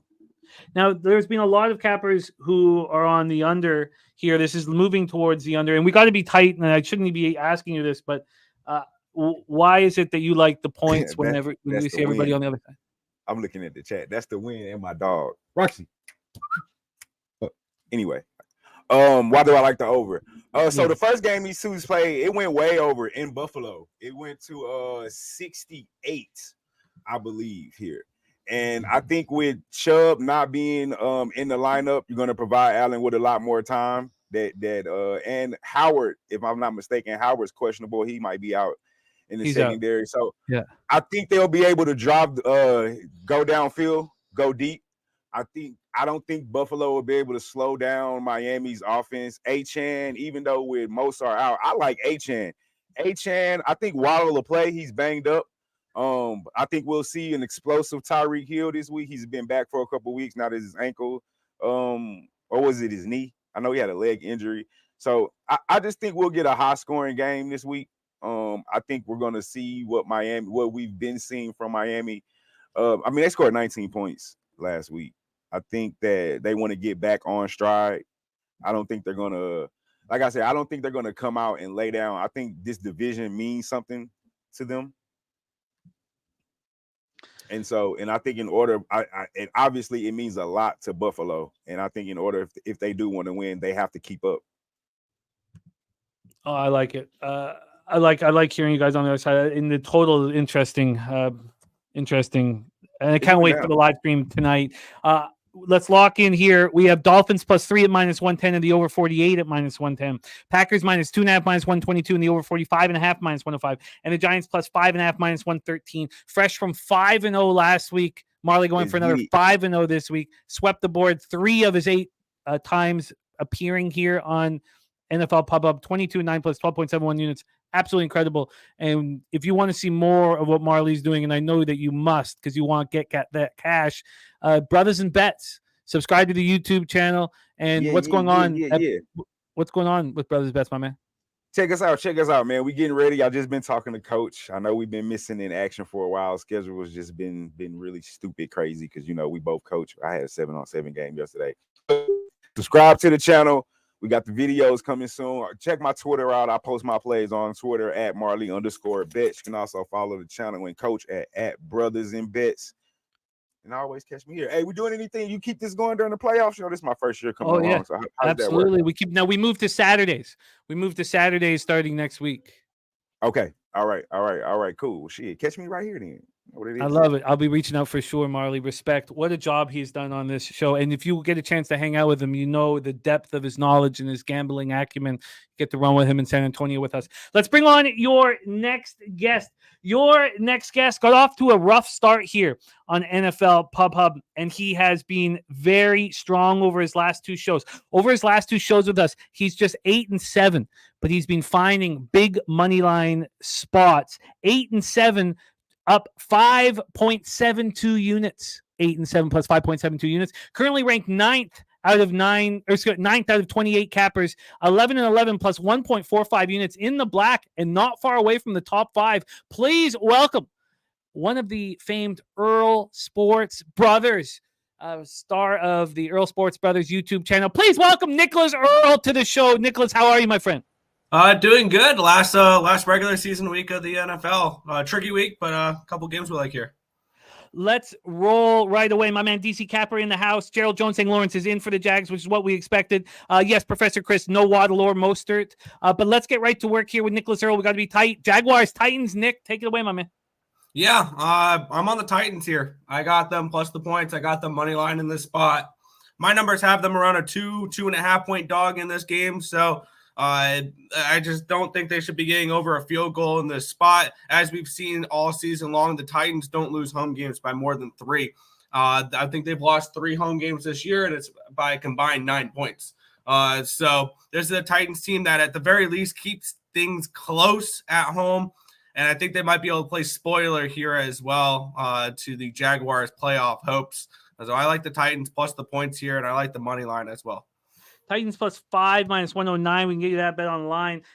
Money line wise, we have those aren't books. 200. That's a legit book there. Plus 200, plus 207. Now we're talking. Beautiful. Plus 207 on the money line available at bookmaker. So money line plus 207. By the way, I did move while Marley was on the Lions first half. So I did add Lions first half locked in and set. Here, Rez Mob, my guy. Rez, we need you and your wife. We need you guys to roll with us again at Pubpalooza, man. What a power couple you guys are, man. We had both played in the poker tournament. Respect, Rez. We'd love to have you guys back at Pubpalooza with us. We got best bets in from BJ. Let's roll on, and I'm going to review those and go over BJ's best bets. But let's go right to Jets Patriots. Nick, you're rolling. Take it away.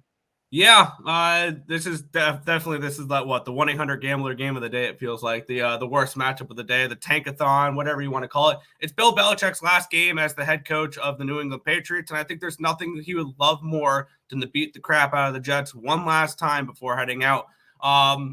I have the Patriots money line in this game. They have won 15 in a row. They're 11-4 ATS against the Jets the last 15 games. I have this game up around a 3, so seeing this below a field goal. I got the Patriots at $1.30 on the money line here in this spot. I'm just going to look for the Patriots to continue their dominance over the Jets that they've had. So do we want money line and spread?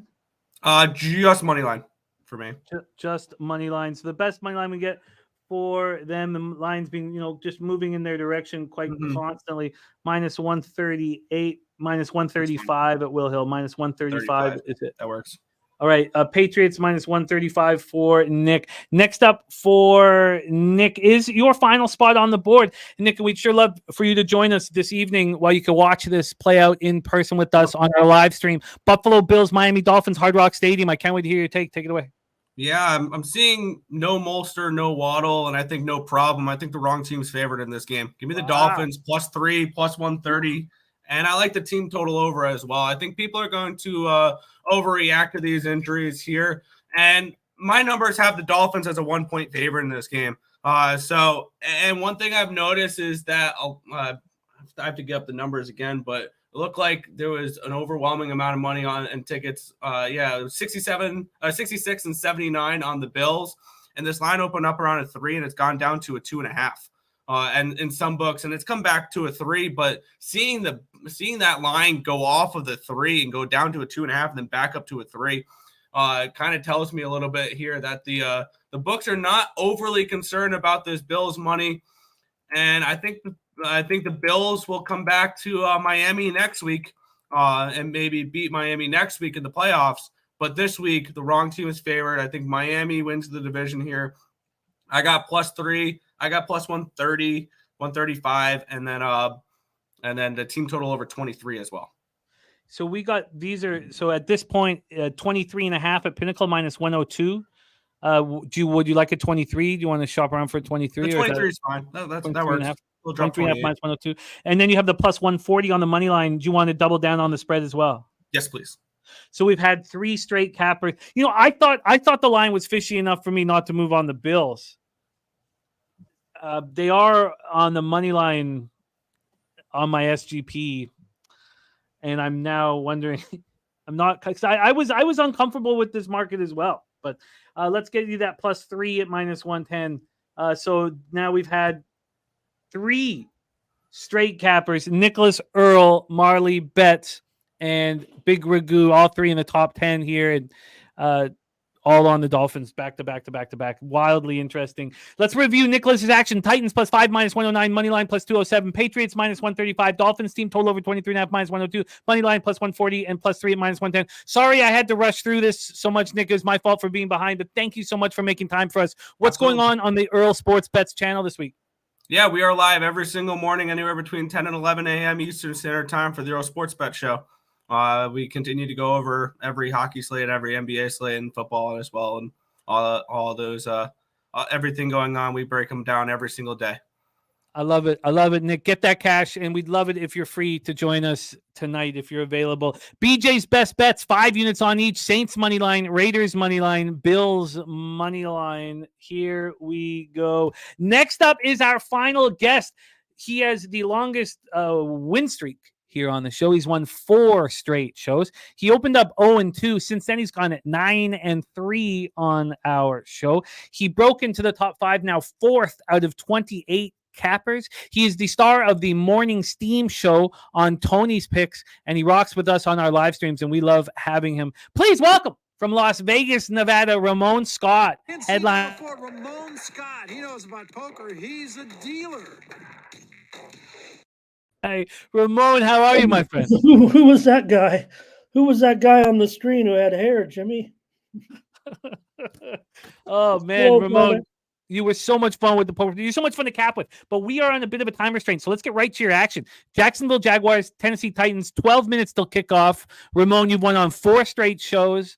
You've broken into the top 5. You are performing at a very high level. Take it away, Jaguars, Titans.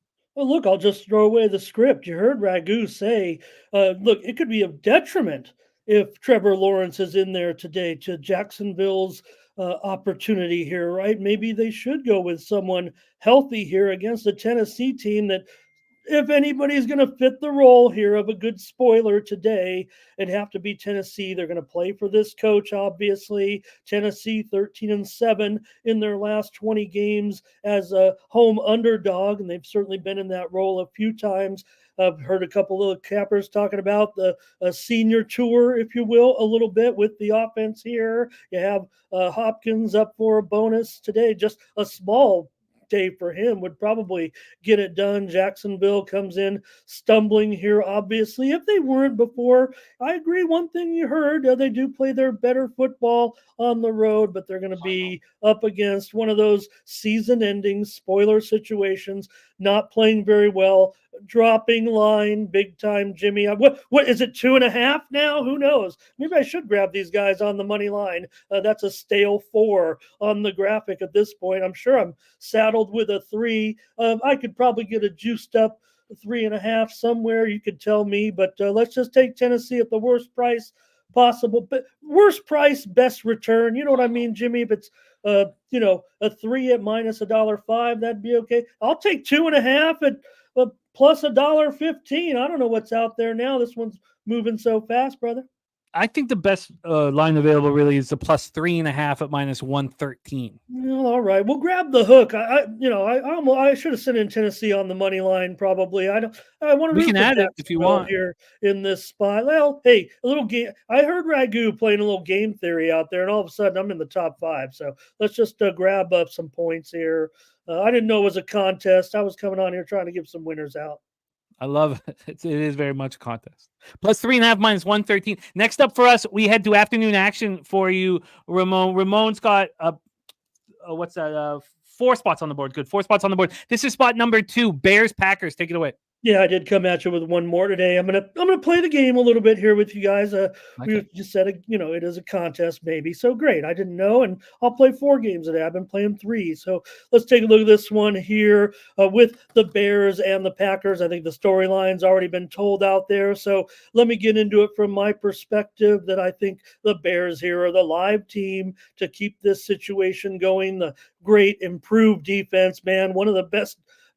I would guess one of the best defenses in the league currently going right now, the Chicago Bears, and that big running game that they've turned out the last 3 weeks. Only the Ravens are running for more yards than these guys.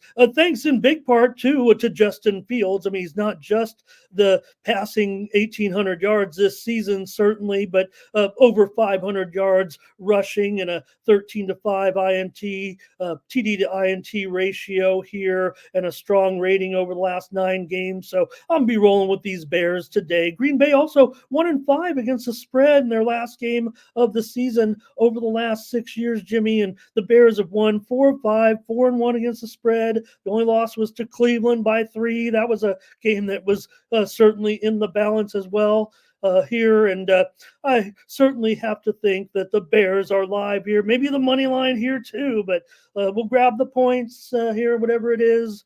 Jimmy, I'm on the Bears to keep this roll going. They're a team with some momentum. You already heard Fields probably going to come back and do it with the Bears one more time and try to get this going. I've been on Love all season, but Bears playing too well right now. Close game down the finish. Probably a 1 or 2 point game either way. Bears +3 at -108. Razor sharp picks, not pleased. Nonplussed. Is he nonplussed with You your knew play? it. I'm right with you on the Bears, and I'm rocking their hat, which also did not please our razor sharp picks. Next up for you, game 3. No, this is the one I wanted. So I was close to moving on, and I was like, oh, Ramon's on it. So I want to hear your breakdown, and I'm itching to tail this spot. And I'd like to touch on the side too, because I've moved on the side. Take it away for us here. Rams 49ers. We haven't talked about this spot. Let me just set it up very quickly because we haven't talked about it. We have a bunch of, Eric Armstead, Jair Brown. We knew they were going to be out there. Out. Tashawn Gibson also out. McCaffrey out. Ambry Thomas out. So a lot of players out for the Niners. And same deal for the Rams, but not as many are going to be out. A lot of them are going to maybe play a series. We're not entirely sure exactly what McVay has in store, but we do know that it's Carson Wentz going up against Sam Darnold. Let's go through the line history here for this one. So on the spread here, we have a -4 and minus.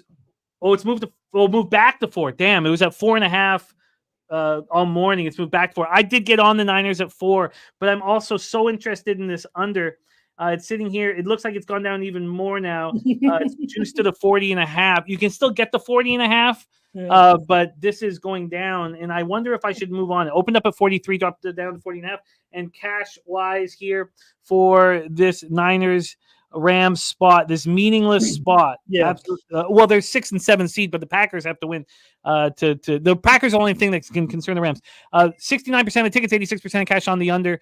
41% of tickets, 51% cash on the Niners. Take it away, Ramon. Yeah, in fact, Jimmy, I'll just clarify. So earlier in previous weeks, I kind of wanted to try to find spots that people weren't going to be on, and I actually handicapped to the bottom of the card up, trying to pick different games to be a little bit of variety. Today, a little bit tougher, right? Week 18. So I'm on some sides that maybe some other cappers were already on, some popular sides, or some contrarian, just a bigger game. So this one, though, obviously a public capper is not going to cover too much because of the exhibition game factor to a certain extent, right? But I'm going to look for this to be a get in, get out, total exhibition game style spot with 2 backup quarterbacks wanting to stay healthy and everything like that. So that's the way that I'm looking at this. You have Darno, obviously just a little bit more. He just got in, 2 games ago. And also he played in week 17 last year. We're on the under. I just want to mention that week 17 last year, he played for Carolina, not week 18, but week 17, still nonetheless kind of a mop-up job. And he threw 3 touchdown passes. Lynch has said for the Niners that even Brandon Allen could get in this game. So you want to talk about a total preseason game, Jimmy. I think this is a get in, get out style of game. Carson Wentz last year, by the way, he played in a week 17-game last year against Cleveland and threw 3 interceptions. So he was in a mop-up style game as a veteran as well. So that's what I'm looking for in these games. We think of preseason games, Jimmy. Totals are always, 35, 34, 33. What happens is you're just running the ball, get in, get out. The Rams do have to protect a little bit more, it feels like, the Niners have already taken their steps, right? But again, we're resting players for the most part. Some will have to play, but I just look for it as a get in, get out spot in this one. I will say this about the side, if anybody, since we didn't have very much on this one, Jimmy, I'm obviously going under, but division road dogs with exactly triple revenge are 48-24 against the number. So you'd be exactly 3 straight losses to a team, a division road dog, 48-24. And if that division road dog has won 2 straight games like the Rams, it's covered 12 of the last 13 times. So Rams could be live here, but I'm sticking to a preseason style game, get in, get out, under 40, under 39, 38.5. Do I hear 38?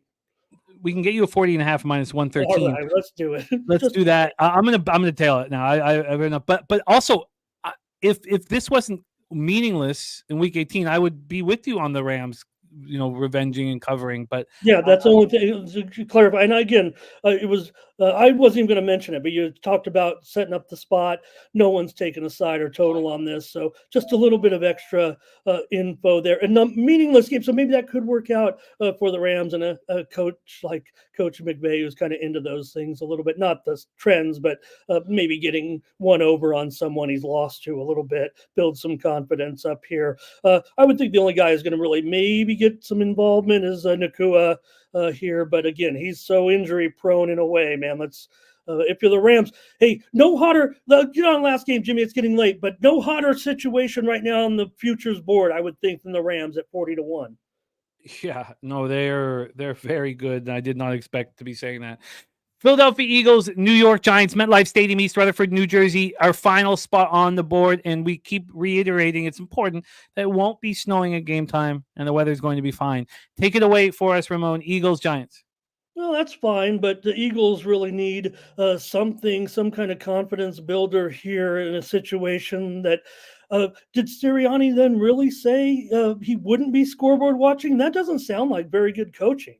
Now, I'm trying to predict this whole card as it's going on, so we'll see, what happens with the Cowboys game against Commanders. But you better watch the scoreboard, man. You got to be knowing when to take guys out and when to make the move. It doesn't sound prudent to continue to operate not knowing if you need to maybe keep your guys a little bit healthy. So just be careful there. Anyways, this regime, talking about the Giants regime that I think should keep it together, it does feel like they did play with a little bit of injury, tough luck this year, but this would give the Giants a chance with this regime to get a win over the Eagles. And I think this is a spot they can take advantage of it. Maybe they're getting a little bit healthier. The offensive line's been such a disaster this year, but they found a guy who can operate within the parameters given right now in Ty God at this point. Slayton, turning back the clock for his 2 best games of the season in his last 2, and we've even been able to find Wandale finally.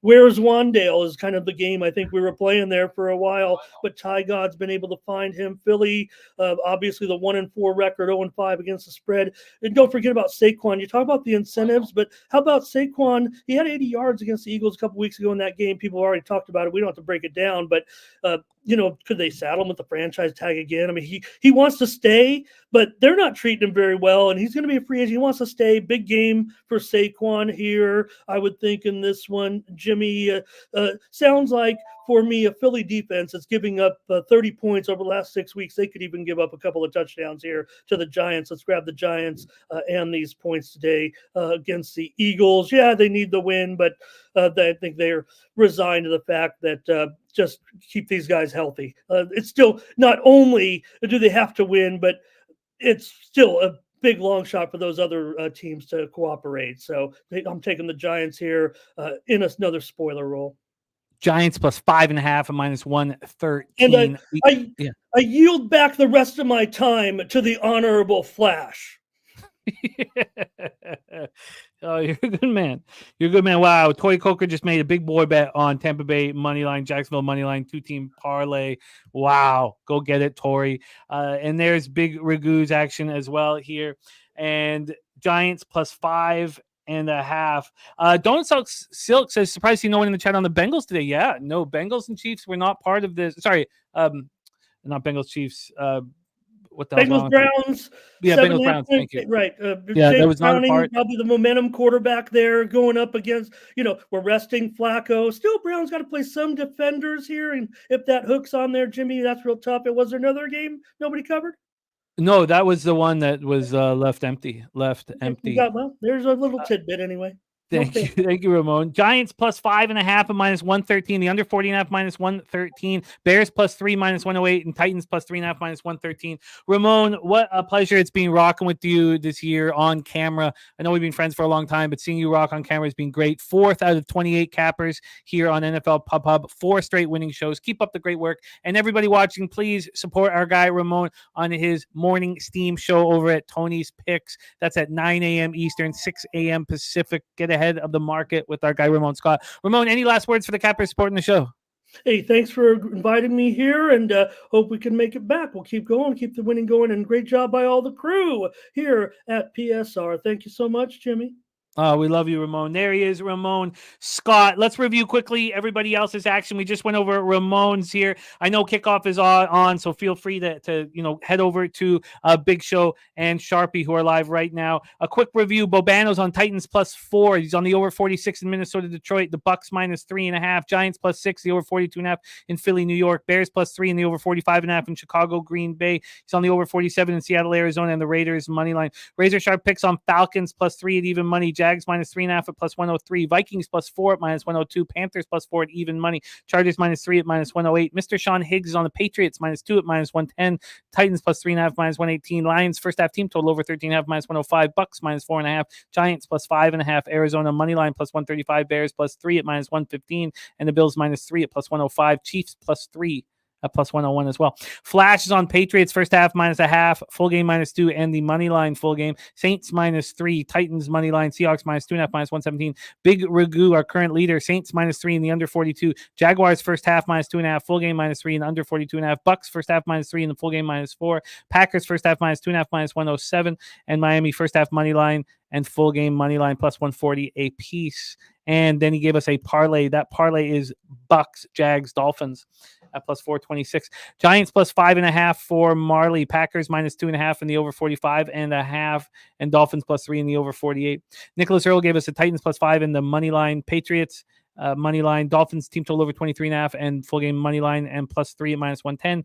And that is everybody's action here.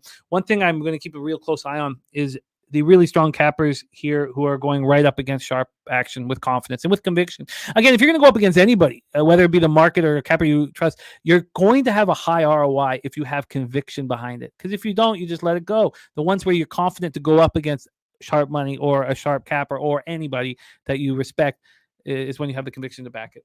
So thank you guys. For me, I'm 2-0 to start the week with the Texans cashing and the under cashing in the Pittsburgh game.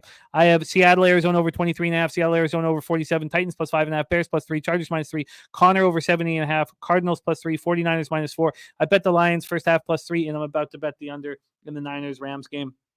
There you go. There you go. That is our show. Thank you guys. Nasty Nate, BJ, Gerald Jones, Harold Williams, Donut Silks, Gerald Jones, Nasty Nate, all of you guys, thank you so much. Kelly McInnes, Ramon Scott, Saturated, Nordy, a Big Ragu, Jay's Final Take, Bo Jackson, BJ, all of you guys, Tori Coker, good luck with that action. Wham Bam, so great to see you in the chat. Miss Capping with you, man. All of you guys, thank you so much. Justin McKelvey, all of you guys, thank you so much. Thank you so much for all of your hard work, man. You guys put so much energy into the chat. That means so much to us. Thank you to our guests.